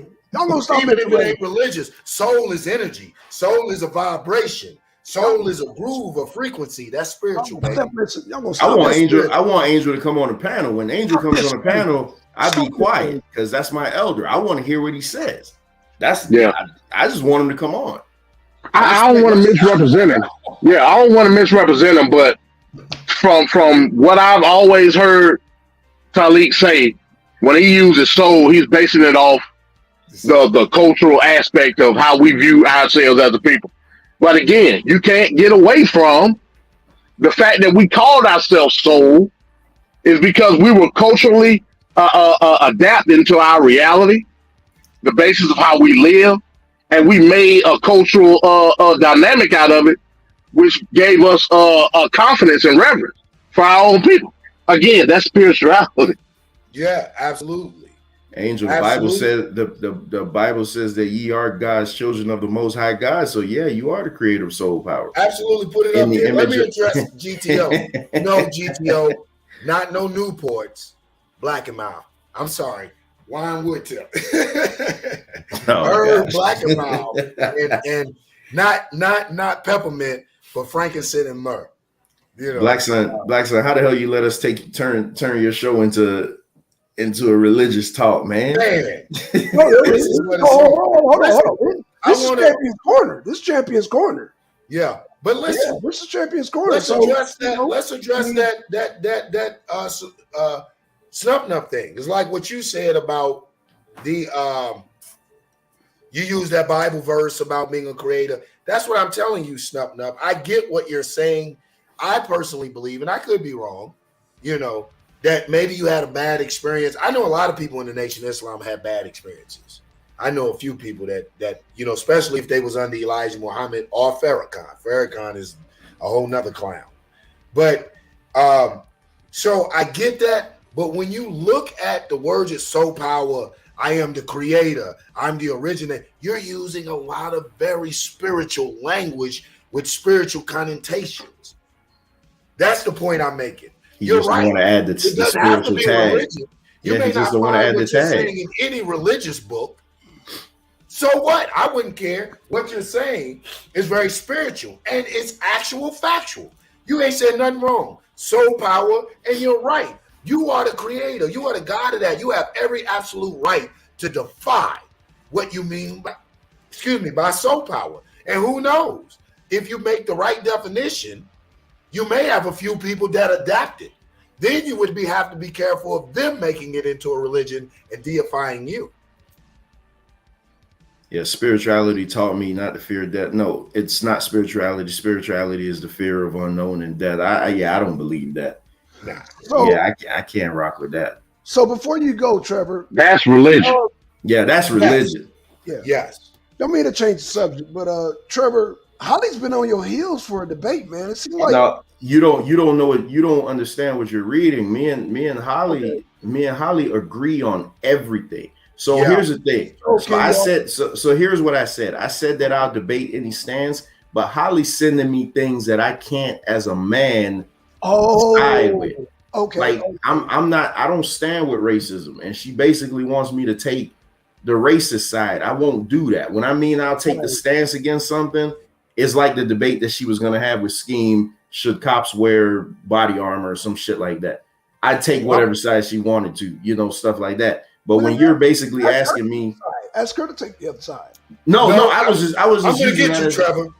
I'm gonna get you. Hold on. I was just using that as an example. But what I'm saying is, if you ask me to just so let's just bring it right home. If you ask me to defend deadbeat fathers in a debate, there's no fucking way.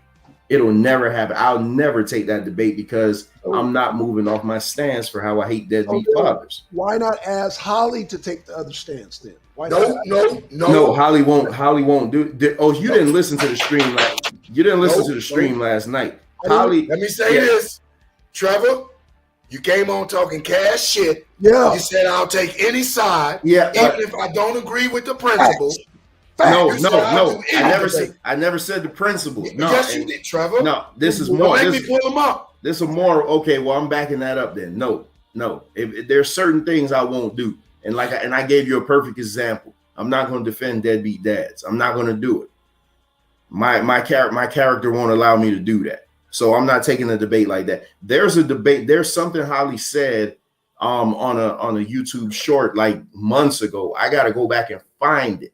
I'll hold her to that and see if she wants me to debate that. I'm going to watch Wakanda Forever this weekend. I'm pretty sure it's something in there that we could debate about that I'm going to hate.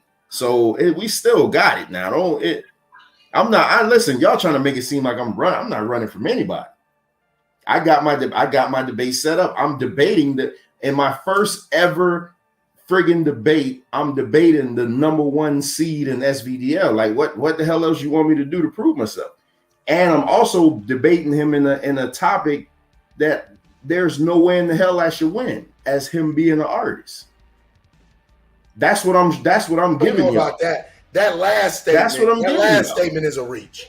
You not taking a soft side, like you got something on your side. So that the no way hell you supposed to win If you don't, it's just because it's not just because. First of all, shouts out to Rio. Rio is a hell of a debater. Shouts out to you, Trevor, for like jumping off the cliff. You like, fuck it. If I go in, I'm going in swinging. You know what I'm saying? So that's big respect. But you know, I'm gonna be honest, man. Sometimes I think your attitude is defeatist. You know, you like, if I win or lose, you should go in with the attitude that you're gonna win, because that robs the other debater. It's part of the shtick, man. Don't worry about it. Okay. Because I'm like, you know, you better than you know. You got part of the shtick. I'm going 6-0, just in case y'all didn't know.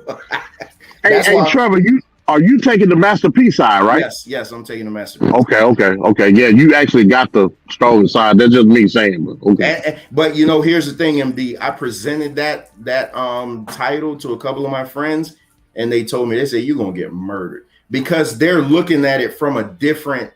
I think what they're looking at when you hear Jay-Z Master P, first thing you go to is record sales. First thing you go to the fact is that Jay-Z's worth probably close to $1 billion. I'm not taking any of them sides. What I'm saying is I'm not looking at any of that, because that doesn't have an impact on hip hop culture. What has an impact on hip hop culture is I'm not gonna say it, because I don't want him to. I know he's listening. I know he's listening. I'm not gonna say it. But I got some tricks up my sleeve. Don't worry about it. Just like I got a smoking gun in this Chris Benoit debate. I got a smoking gun that I'm gonna pull out, and that's it. Right? Steroids. No, I'm not. It ain't got nothing to do with steroids. It's a human being. That's all it is. It's a person. So that's what I'm saying. When y'all hear me say it's because y'all got more debates under y'all. I've never done a debate where I had to show slides and I'm timed and stuff. Y'all hear me talk. Hell, we did a panel Friday night. Juju was on there. I must have hit 10 topics in 1 minute. I'd be all over the damn place. Let me say this, Trevor, because I know there is a format. However, what is your, like, do you want to do a opening without slides? Is that what? Well, no, so the way I do these, when I'm doing these debates, any talking point. Oh, Juju, that's the debate is who had the bigger impact on hip hop culture, Jay-Z or Master P. That's the debate topic. But what I do, I just throw all my info on a Google sheet. And then from there, I'll pick out like, okay, this is what I want to talk about. This is what I want to talk about. So I'm thinking like in the opening, if we have to do a slide, like, hey, I see a lot of y'all do that. And I think when I see y'all do it, I be thinking y'all just doing it just to fill time. So you're not. You got 10 minutes. Right. But what I'm asking you, Trevor. Five for the opening. 5 for the opening. Yeah, 5 for the opening and 10 for the premise. What I'm asking you, Trevor, is how would you show your references or your sources without the slides? Is what I'm asking. No, I would show it in the premise, like have it just at the bottom of the premise. Like each slide, you'd be like, I got it from here. I got it from here. That's when I don't know. That's how I would do it, because I've seen it. So you're just gonna give references. Is basically what you're gonna do. No, so say okay. So I just said Jay-Z's worth $1 billion. Let's put it that way. I would have said like at the bottom of that slide, I would have said where I got it from. Now it would be easier if I could list everything ahead of time and not have to source things throughout the premise. So like if I could just give you all my info on one page, and then like, okay, that's where you got it from, and then I could rock out. That's what I'm asking y'all. What would be the easier way to do it? Well, you got to consider people coming in late. They'll be like, oh, well, where's reference? So if you show your references in one slide, and then you do your next slide, somebody come in, they'll be in the chat. Oh, here he's showing the references. I've had it done to me. And I'm like, yo, y'all don't see, like when I do debate, I'm letting people know now. It's on the bottom right-hand corner in yellow. What's the name? I'm gonna call out a specific person. I'm gonna call out a name here. This person right here. Where is this person at? Oh shit, I can't find her. God damn it. Korea, the invert. I was doing the debate, and she's like, "Oh my gosh, where's Blackson's references?" And I'm like, "Oh my god, it's right there on the side where they usually put reference." Yo, that's some good advice too. And take that, Trevor. On my pages, I try to do that. Every page I do, I try to put the reference. As it can't hurt. That's a tad bit of information. Thanks, man, Cat. I don't know what I was right about. I'm right so much I don't even know what I'd be right about. And that's why I say, like Yanga called it defeatist attitude. The attitude is not in the skill. The attitude is I got to learn the formatting. Because like I said, we'll have a conversation. I could go back to Friday night. We had a conversation, and in less than a minute, Gynocracy will tell you I hit 10 different topics. So it's going to be the fact of me, I'm all over the place. For me to learn to stay structured and stay within what I'm presenting, that's my Achilles heel. I can sit on here and go back and forth with you. That's not an issue. You got to be but what I'm saying is a time frame and a debate structure. That's why I'm saying that this season to me is just going to be more so like getting me into the flow of things. Listen, I can't stress it enough, and there's no disrespect to y'all. None of y'all scare me. None of y'all. That's why I wanted to debate Yanga first, because I thought Yanga was going to maybe be the champion this season. What? Just so I could punch him in his mouth, and you could see, intellectually, punch him in his mouth, and y'all could see, like, damn, this little nigga came in here and swung on the biggest, baddest dog in the yard. That's why I'm glad me and Rio is the number one debater in SVDL. So Rio gonna have to get it. And it ain't no disrespect to Rio. It's none at all. Rio is great. He been doing this shit since season 1, season 2. But I always say, one of y'all gonna be the answer to a question. Who was the first person to lose to Trevor in SVDL? I heard that. Listen, one of y'all gonna get it. I heard that. If I don't know, it's a toss. If you beat Rio, should you beat Rio? Congratulations to you. I don't know if that would have been due to skills or fumbling to Rio. Rio's number one. What I hope it doesn't do though is go to your head, because I got something called a sweller reducer, a big head reducer. Hey, you coming in with that big head? Y'all better hope. Look, I got a code, you guys. You coming in with that big head? It's on and cracking. Y'all better hope I don't beat him, because I'm gonna be insufferable. I'm telling you that now. Y'all think my avatar got 2 title belts? I'm trying to tell you, hey, I've been wanting to do this shit for so long. That's what I'm saying, man. With me, it's just make sure that you got your timing down and you got your slides. The slides should help you with the timing, but again, it's all about timing. Make sure you got enough time to make your points. Don't get caught up in, oh damn, I didn't have enough time. That's the worst thing. You know what I'm saying? So, but and again, you don't want no dead space either. So you want to have a balance. It's the whole, because it's more than just debating. It's actually managing,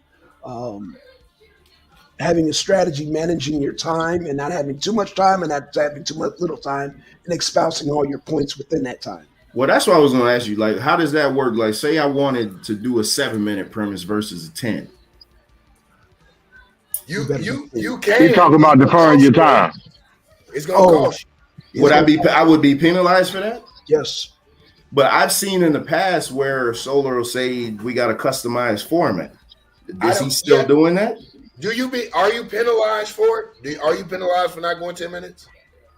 Here's the reason I would say that's dangerous, depending who you debate. You like messing with me, you're gonna need all 10 of those. Yeah. So it just, to me, I don't take the chance. I don't either. Even if I don't have a presentation that goes 10 minutes, I'll 3-minute freestyle. You're going to need all of those minutes to reiterate your point, because you still have to remember, someone's going after you, especially if you go first. I always feel like, damn, I have to make such an impact that they have to remember me through this guy's presentation. Yeah. So you want to utilize all the time possible to, reiterate your points, to, really stay in there, man. As Team Arena, man, my advice to you as big uncle to nephew, utilize those minutes, Trevor. Because, like, I tease you and shit. I know that you're the truth. You're the next up and coming. Once you get these under your belt, that will be substantiated. Once you get these debates under your belt, I applaud you for reaching so high. No, not really. Not really. It's a good strategy. If you lose, you don't lose shit. Get a rookie. Yeah. You know, if we lose, which you're nothing to snooze at, you may KOT beat me. And not, shouts out to KOT. KOT is nothing to snooze at. But the way he beat me he shouldn't have beat me in no fucking playoffs. Yeah, you shouldn't have lost that one. See what I'm saying? But you know what I did? Overconfident. I beat him the first time. It was so easy. Then I'm like, okay. And we're doing it on Black Panther King shit. I said, okay. And he did his thing. Yeah. But then he became overconfident. Yeah, that's right. Yeah. He felt since he had won that, he wanted to do a debate very similar. I said, KOT, listen to me, bro. You caught me on a good day, bro. Yeah, I like you, but it ain't like that. Don't challenge me on civil rights, Black Panthers, and all of this. Don't do it. Nah, this is what I want. I said, you sure? Yeah, this is what I want. So I spanked that ass. I told him pick a whole nother topic. Well, that's why I came over here. I came over here to learn from y'all. You know what I'm saying? So that's what I'm saying. Like I'm humble, man. I ain't got no. I go back when I wasn't lying when I said I've watched all of the debates that Solar put up multiple times because I knew at some point I was going to do this. So I wanted to be able to learn how to counteract somebody. I wanted to be able to learn somebody's style. That's why I came over here because I'm like, well, shit. I see these guys as good debaters, so I want to. Because, like I say, what they doing on the other channel, man, that's bullshit. That's not. That's stupidness. One thing I hate the most. There's no structure. Yeah. The one thing I hate the most is that Chris Harris left. I really, I hate that I never debated Chris Harris, and especially now. I got word from Yanga that Chris Harris, and shout out to Chris Harris, is talking about how Malcolm X said, "Put your religion in your pocket," and he gave a little commentary. And I watched it, and I said, "Damn, I hate that Chris Harris left SVDM." That's all I got to say. Yeah, because I would. What I've observed, the best debaters, they're great. Damn. He said, "Damn." Shouts out to the blackologist. Shouts out in Yame. What's good, man? Yame, what's good, man? Peace. What's up? What's up? Hey, and Yame, real quick. The low one in here. So I said I was going to be on for 30 minutes, man. But I've been on here damn thing for almost 2 hours. So I got to go. We got to go do our wrestling time. So peace to the panel again, MD. Peace to everybody in the chat. Y'all make sure and check out Wrestling Wednesdays. If you never watched the Wrestling Wednesday show, this is the one you want to watch because we're going to be talking about the racism in wrestling. With it being Black History Month, we're going to break down the hardships that Black wrestlers had to face in order to get a little bit of respect in the business. It's going to be Vancast going to have all type of slides and everything. So y'all know me. I don't bring no notes. I'm just going to be freestyle. So Vancast's gonna run the show as he always does. With shouts out to Vencat, man. But it is gonna be awesome. And then I'm gonna do another straight talk session. I got to see what the schedule is because trying to fight for time on the arena now is the arena getting packed, man. So I'm gonna do another straight talk sessions, and this one I'm gonna specifically do a slideshow about. I'm gonna do it piggybacking off of my podcast that was just released. Is on my YouTube page, Straight Talk with Trevor, the importance of the Black father. I'm going to actually present a slideshow, but I'm going to do it over here on the arena. So y'all look for that. I'm going to do a I don't know what you call them. Venkat, tell me whatever you call them, where you premiere the show and be like, hey, it's coming out such and such, just so you guys will know everybody's welcome to come on. Like last time we had a tremendous conversation, man. So with that, March 5th, Trevor's first debate against Rio and Cozy.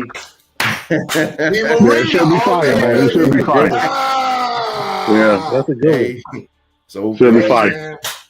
Peace to the panel, man. Y'all, I'm gonna be listening in the background. All right, peace. Yeah, I had got cut off, man. I got a call. What I was gonna say was the best debaters from what I observed, they use all their time, and what they do well, they'll focus on the premise and hit multiple points within the premise. That way, when your opponent try to come rebuttal, he doesn't have time to rebuttal all the points. Yeah. You know what I mean? And you can catch him on the next round and say, hey, he didn't address this, he didn't address that. Yeah. So the best debaters, from what I've seen, they got multiple bullet points. Like do. You know what I mean? They hitting them, and they using the time well, and not spending too much time on a certain point. Yeah, I think that's where that's where you got to balance out the time versus how much time you use on a certain aspect of your premise. That's the challenge. yeah, good. That's good. That's especially like you said, hitting those multiple points in the premise. That actually is a good idea. That's pretty solid. How y'all think Trevor gonna hold up? He's smooth talking, man. He should be all right. He should be all right. I think he's gonna do well. But nobody understand how that timing issue is so important. That's where you need experience. That time, I guarantee, he gonna have some timing issue. Yeah, that's what I'm saying too. Because the time goes much faster than you think. Yep. I'm cutting away stuff now from me and Rio's debate as we speak. I'm cutting away. You know what? That's the toughest thing about the debate because you have to pick the major points, the hit home points. Like when you do the research, I found myself when I first started getting into debates, because I'm a talker. I'm a natural talker.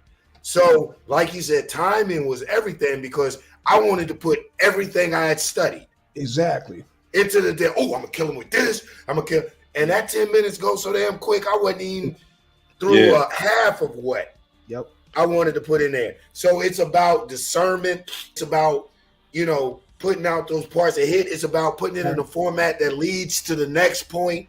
It's about style. It's about everything. Like I'm not very tech savvy, so my presentations and my opening and my presentation are pretty basic.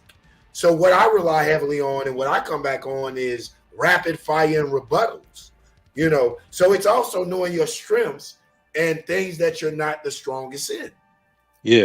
See, I'm the opposite. But I'm not a rapid fire guy because I'm a natural listener. I like to listen. So I listen to you guys doing the rapid fire because I'm looking for where you done messed up at. Because if I let you talk long enough, I'm gonna find out you don't know what you're talking about. Right. Right. But in a rapid fire, it's you have to understand your audience. They're looking for a high engagement. Yes. That's where you win the rapid fire when you really engage. So timing is everything. And I guarantee you're going to see Trevor mess up with the timing because even if you practice, in your practice, you think you have more time. Exactly. Like, oh man, I finished 5 minutes earlier than, but once you get in there, you start talking, you start flowing, and the next thing the bell rings, you're like, oh man, I got 10 more slides. Yep. I've had it but he's going to be good. He's going to get the experience, and he's dealing with the talker. He's dealing with Minister Howe. Oh yeah. So that's one thing I said about Trevor. He goes after, top dogs. Never get me like that, Trevor. I play too many video games. You gotta build up to the boss. You don't get to put in your corner and start the game up at the boss. You gotta kill the minions. You gotta kick ass and fight your way up to the boss, man. So no, man, you gotta get a few minions before I let you mess around and get a win on me. Nope. Funny. So it's gonna be good going down. While we got this break, son, can we play the promo again? Yes, sir. Let's run the promo. Okay, all right, we're gonna run the promo. Give me 1 second. Oh, by the way, and y'all, man, I've been sending you some clips, man. We gotta do a show on those clips, bro. Yeah, I responded on a couple of them. Yep. Yeah, man, hey, let me just say, man, we got a lot to talk about. A lot. Okay, so promo time for Yanga, brother Yanga. Brother. Oh, I just passed it. Hold on. Subscriptions. Oh, wait, I'm tripping. History. Wrong click, y'all. Okay, here we go. Boom. Oh, no, that's mine. Hold on. We want Yangas. There we go. Okay. All right, y'all. This is Yanga's intro, baby. Hey, And man. y'all, if you don't understand the words, it's legacy of hate. That's what he's saying. So, yeah, excruciating terror, legacy of hate, and yeah, let's get to the promo. Let's get it. Let's kick it, bro. Oh shit! Oh shit! Oh shit! Oh shit! Uh-oh, hold on. Cancel.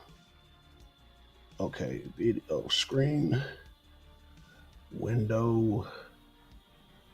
Yeah, let's do entire screen. Fuck it. And oh.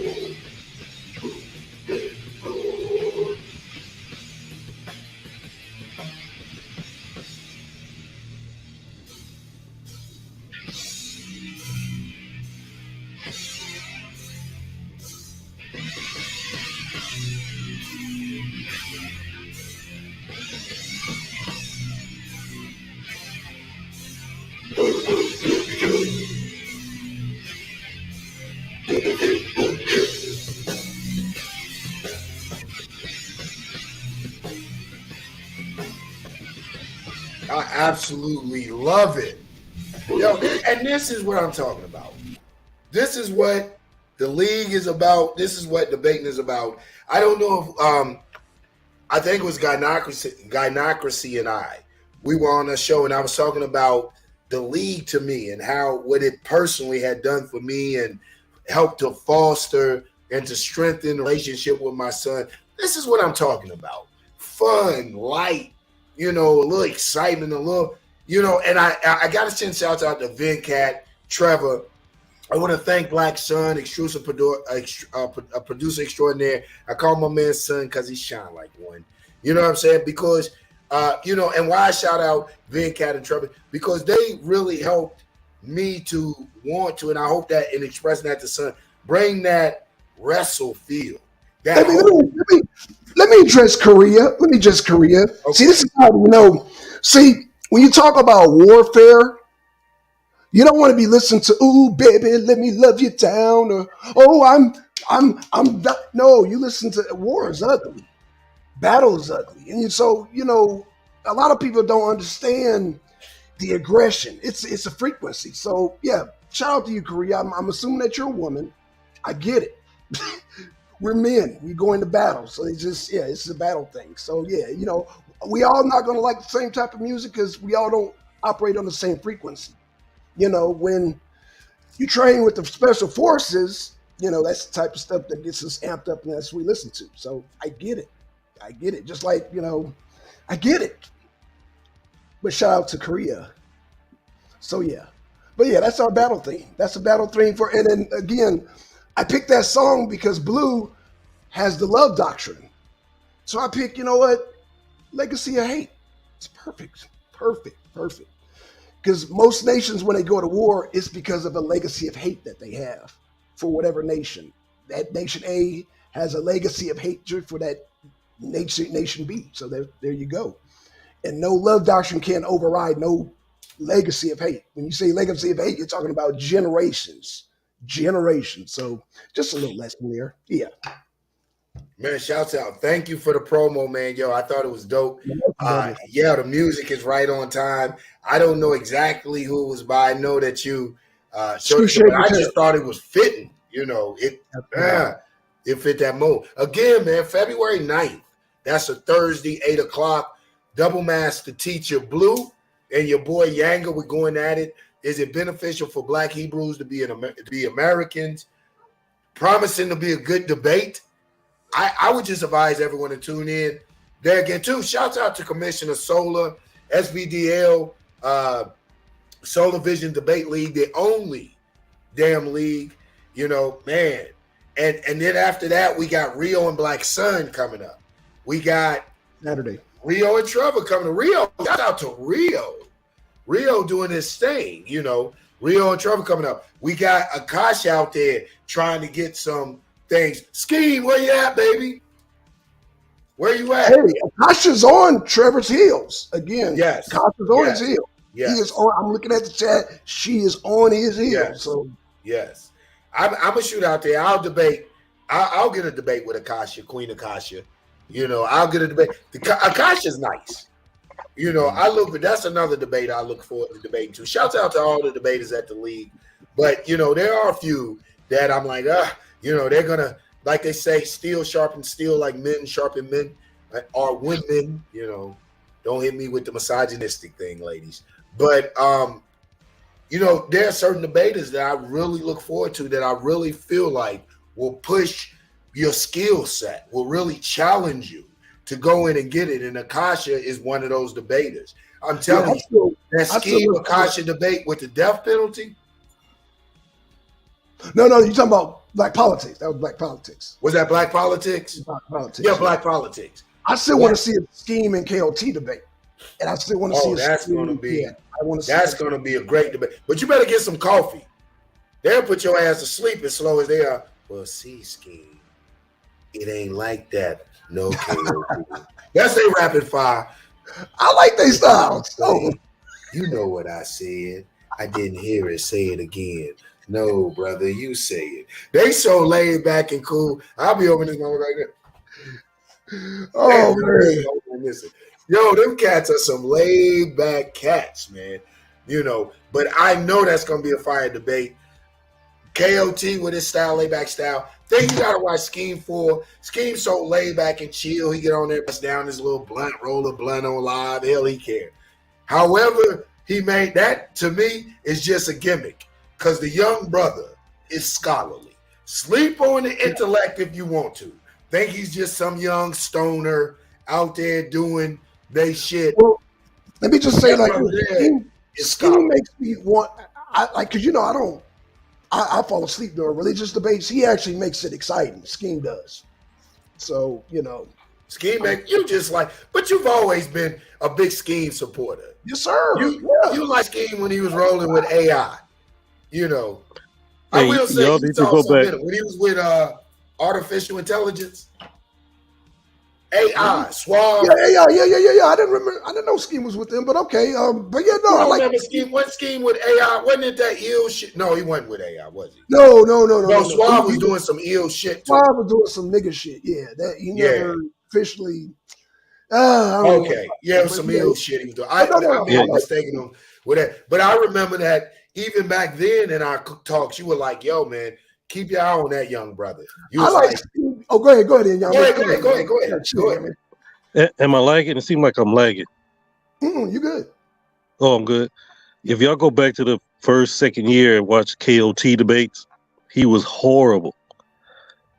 He would have like 20 Bible scriptures, and he'd try to read through them all, and he'd speed read them. Absolutely. Yeah. KOT didn't get good to me. No, Yanga, no. Man, KOT didn't. His playoff debate was the best debate that he ever did. Yeah, it was. I rest my case. But he was on the upper rise. He started to elevate his game. I was just saying that to see how the debate league affects you. It sharpens your game up. Yes. KOT, I never would have thought he would be as sharp as he is now if you go back. But these debates, they're really scholastic. Just like you look at the other stuff, it's hard to debate in those other leagues because you have an opponent that might say anything. Yeah. And how do you combat that? It then becomes a battle of ad hominems and red herrings. And scholarship goes out the window. Yeah. Right. But here it's you better be on your game. Yep. And KOT was known for Bible debates, and now he'll catch you. He'll catch you sleeping with some political debates. I believe I think I debated him twice on Revolution, and each time he got harder and harder. So, shout out to the league. Shout out to KOT. Shout out to KOT. My first debate, I served KOT. So I'm not gonna front. I was like, well, if he was worse than what he was at our first debate, he must have sucked. Because I was like, I served him. And so the second in the playoffs, I was like, they just giving me one. And I got in that playoff and KOT mopped my ass. That Negro had slides and shit. Shit was moving. He was all intelligent shit. He had sources. I was like, God damn. KOT mopped my ass. So he rightly so, he deserved most improved debater season 4. Shouts out to KOT. And that's why people had said, well, it was close. Yanga, we thought you won. That's why I never could go on any platform and take anything from him. KOT did his homework. His presentation was on time. Yo, shouts out. And it's like what you said, Blackologist. It's like what you said, Giname. Inyame.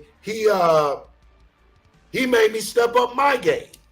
You know what I'm saying? He made me realize that all of these debaters, not just KOT, all of these debaters were hungry. And when you have people of our caliber, yourself, Inyame, Blackson, and me, they're not running from the challenge. They're not running from that challenge. They're stepping up. They're ready to meet that challenge, and they're doing what it takes to be real contenders in this shit. And he showed it in the playoffs. But unfortunately for him, first debate of season 5, KOT versus Yanga, the tiebreaker. I had to send him up. Hey, boy. I told him, I'm going to get you. I'm going to make you pay for that. I'm going to make you pay for mopping my ass up and down the debate world. But, man, again, shouts out to him, man. He did his thing. And I'm looking for him to come back in season 5 and still do his thing, to be a contender and a challenge in the playoffs, man. Him, Scheme. Where's Akmalak and shit? Where are these debaters at? On a milk carton? I'm done. I don't know. I don't know. You know, I was always trying to figure out what I'm gonna debate Yanga on, but I got it now. What's that? It's the nigga debate. We gonna have it. We gonna have it. Oh. We need to have that. What position are you taking? You taking that we've adopted it and now it's a term of endearment and shit? No, we have adopted it, and now we must elevate it. Okay, I'll take that. I don't believe it can be elevated. Ooh, I think we'll always have a certain connotation, less than the highest example of excellence for black people. I don't think the nigga word can be elevated. I believe we can be liberal and tolerated, but I don't think it will ever mean anything but a character less than orthodox or structured, or a character willing to use guile, cunning, or some nefarious means to achieve an end. You know, I'll take that debate. I like that debate. Yeah, I like it. You coming out of retirement, Yami? I may come out of retirement. I'm scared. Now, Trevor, damn, SVDL Renaissance. I'm sweating about. This is the debate. This is who I got two people that I really ain't trying to see like that I feel like gonna get, maybe three. I feel like gonna give me wreck. Two in the league, one not. Inyame being the one not in the league, Blackson and Rio. No disrespect to any other debater, but really I feel like that's, and Blue a little bit. We'll see. Me and Blue, I think we're gonna find out Thursday. So we have an opportunity to find out Thursday. But Inyame, I really am looking forward to debating you, but I'm sweating, brother. I ain't gonna front. Yeah. I ain't not gonna front. The reason why I really love that debate it's kind of my philosophy that we have been seen like we was less than, and we've proved everybody wrong, and so nigga to me kind of represents that we didn't prove people wrong. We didn't prove you wrong once before, and we're gonna do it again. That's gonna be a good debate on, and I love that because I'm gonna go after that nigga will always mean one who is less scrupulous, who is willing to. I mean, I can't argue. I can't argue that. I can't argue that point. That's gonna be my argument, though, that you will never be able to elevate nigga. Nigga will always mean a person that will resort to using less than scrupulous measures. You know what I'm saying? They will be scrupulous, rather, less than scrupulous measures to achieve a goal. That's gonna be my argument. I don't know how you would elevate, nigga. I'm sure you know. I'm sure you studied anarchism, and I'm gonna leave it at that. Okay. Anarchism. Okay. I can't wait to. Yo, man, holla at the commissioner. Solar. I know you in the clouds, bruh. You heard it, man. You need to holler at Inyame, man. Sign him up and let's get this debate set up. Wow, Inyame, damn, bruh. You're gonna challenge. I'm trying to win season 5. God damn, everybody want to get in. It may be the beginning. Championship. It may be the beginning of season 6. Maybe. You might let me have season 5, brother. Yeah.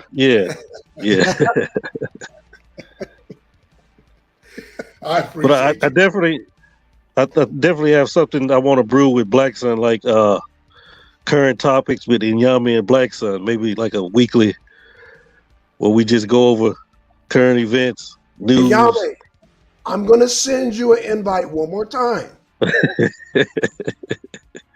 Absolutely. Send it to him again.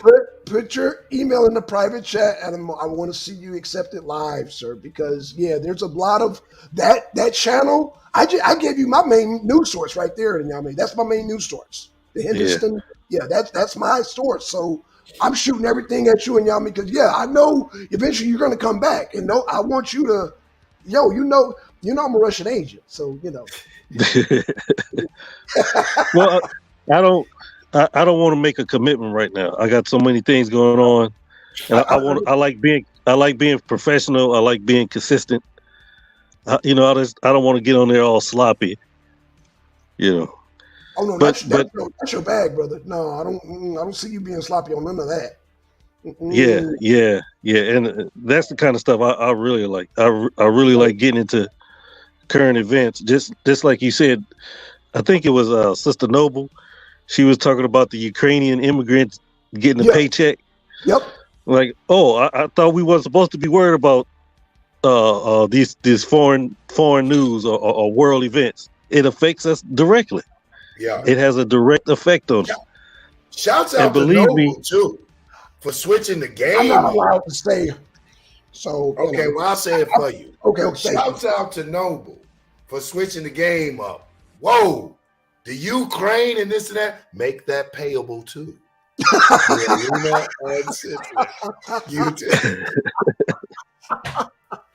Shouts out Noble. And that's what we do. Listen, if y'all can get content, are you shaking people down? Are you shaking people down? Are you shaking people down live on you? Are you shaking people down? Hey man. Do unto others as they done to you, nigga. Hey man, do unto others as it's been done unto me. Shake down others. Listen, shakedown is real in these YouTube streets. But shouts out to Noble, man. If you haven't caught that show, I haven't had an opportunity to watch all of it. Was it good? I posted. I didn't see. I'm gonna go check it out. Yeah. I said, in all sincerity and dead ass serious, man. I couldn't have been happier. You know, when I seen her, I didn't see a name, I didn't see derogatory. I saw expansion. I saw her, really putting in there, tackling international affairs as it relates to us as Black people here, Africans here in America. I was like, whoa, yo, man, real shit. So shouts out. Yep. Yeah, shouts out. That was what's up. Yeah, no doubt. No, I was just gonna say real quick. I'm about to get ready to get off here. My damn shit is about to die. I think we're gonna wind up too anyway. I'm talking for Son, but we've been on since 6. Nah, it's all good. Yeah, shouts out there, all y'all, man. Hey, real quick, Black. Saturday, I got a time to be determined because I know, like the schedule switched up. I'm probably gonna try to do it maybe 1 or 2, maybe 3. Okay. I'm gonna start the OEM series this Saturday. Okay. In conjunction with Talik.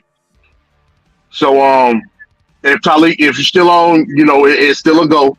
We're still doing that. I'm not doing it unless you present. So I'm just letting you know that off the rip.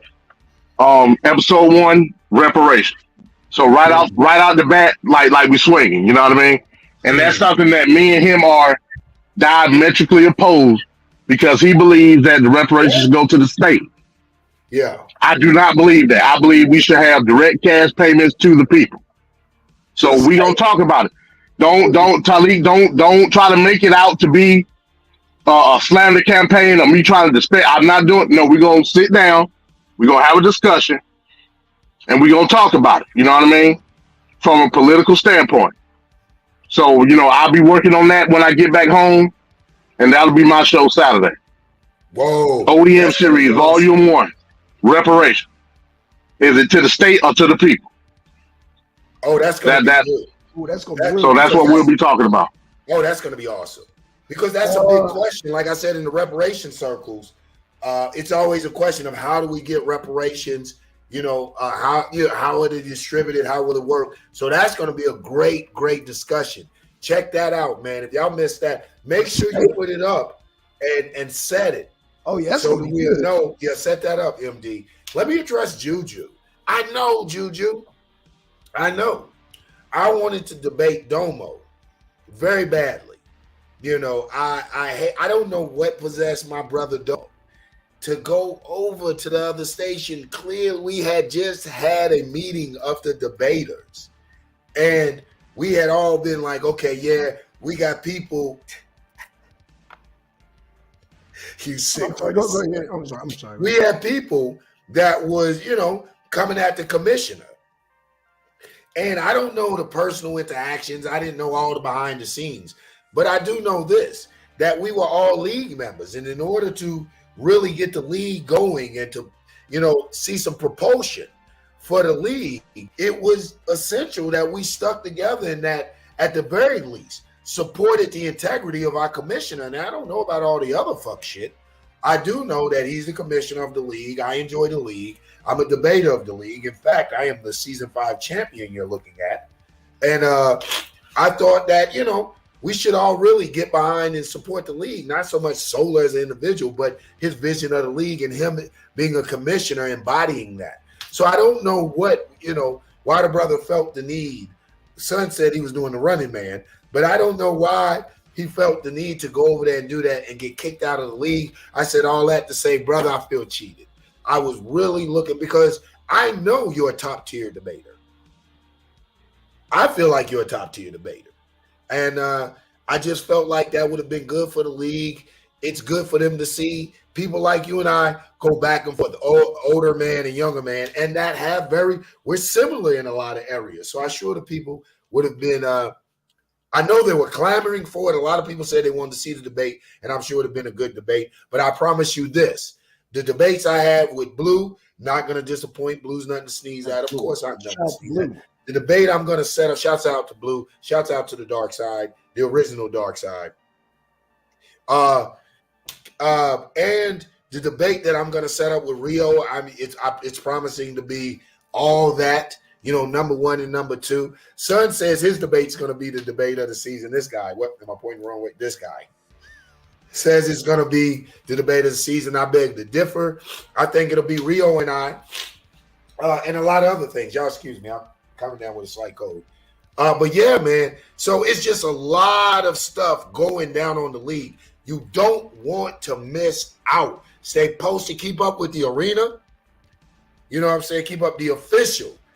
I don't know if I hadn't got permission from the commissioner to say that, so we taking it. The official home of the league debaters, where the shit go down, hot topics, hot discussions. Check out my man Dark Side. I shouts out to Blue. He had a good one about the Abraham. If we'd have killed Ishaq, if they'd have killed Isaac, we'd be free. I personally think it was Ishmael, not Isaac, but that's a whole nother discussion. I won't get on religion.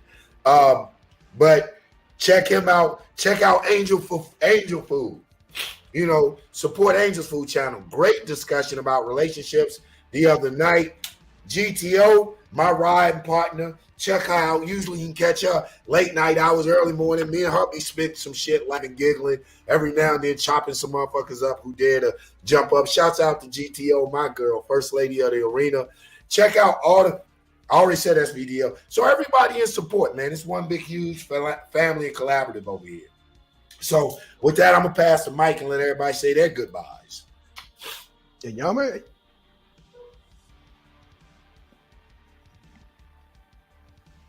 Y'all may. Tied up with the kids, probably. Yeah, peace, y'all. Peace. We just said our shouts out. Did you want to shout out? That's your shout out, Peace? Yeah, that's my shout out. I got a little tied up. I'll catch up with y'all. All right, man. Hey, shout out to Juju. Shout out to Kyrie. How you say that name? Kyrie. I call it Korea. Korea. Okay, Korea. Now, interesting. Korea. Hey, I think it's a woman, but it's a picture of a guy there. What's going on with that, Korea? It's a guy with a mustache and a goatee, but it's I don't know. Korea. I don't know. Don't try that. Juju been over. How many times has Juju visited? Oh, Juju's a regular now. Then she needs a wrench. Oh, I'm sorry. Damn. I'm Juju. I'm taking care of that right now. Hold on. We Shanghai over here, Juju. We hide you. You come over here more than 3 times, you team arena shit. Yeah, I thought you I down home. It's blood in, blood out now, Holmes. You part of the gang. Yeah, Holmes. Yeah, man, you team arena, man. Yeah, is she? You know what I'm saying? Throw the maze. Arena. You team arena, baby. Juju. So, shouts out to the team, man. Yeah. Deacon, Twin, Schnup. That's right. Zanzi been on, still shouting Zanzi out. Zanzi, Vincat. Everybody that be keeping that chat flame the fuck up. Man, shouts out to y'all, man, for just really, because like Trevor said something that was real one time. He said, I was coming over here when it was just you and Blackson. When we was getting clowned for our 2 little views and shit. You know what I'm saying? Now, man, the love. This is how I know that black nationalism is real. when you open up, when you're black nationalism, excuse me, guys. When you're a black nationalist and, you know, true black nationalism, which is self-determination and freedom loving, you practice that principle, man. That's why I say, man, shouts out to my producer extraordinaire, Blackson. I call my man son because he shine like one, who practiced the principle of black nationalism and allowed a forum for the diversity of that exists within the black community, what exists within the black nation, within the nation here, provided that forum, opened it up and said, go for what y'all know, man. Nobody's doing that. And my man's been doing that for years. When he bumped into me in Atlanta, when motherfuckers was running from Yanga, I'm telling you, this ain't the first time people been running from me. I've been having people run from me. Son bumped into me. He's like, yo, I got a blog talk program I run. You be great for it. Put the mic, turn me on to the mic. We've been off and running ever since, from East Point to fucking Chamblee. Yep. You know what I'm saying? We've been off and running. Now we're here with you on YouTube. I love it. Got to send shouts out to my man. And there again, just everybody in the chat. With that, that's the end of my piece. I'm gonna go blow my snotty ass nose and take some medicine. Gynocracy, hey, get a nighttime show. Get a nighttime show going. All right, shout out to y'all, man. And we out, y'all. And we out. Peace.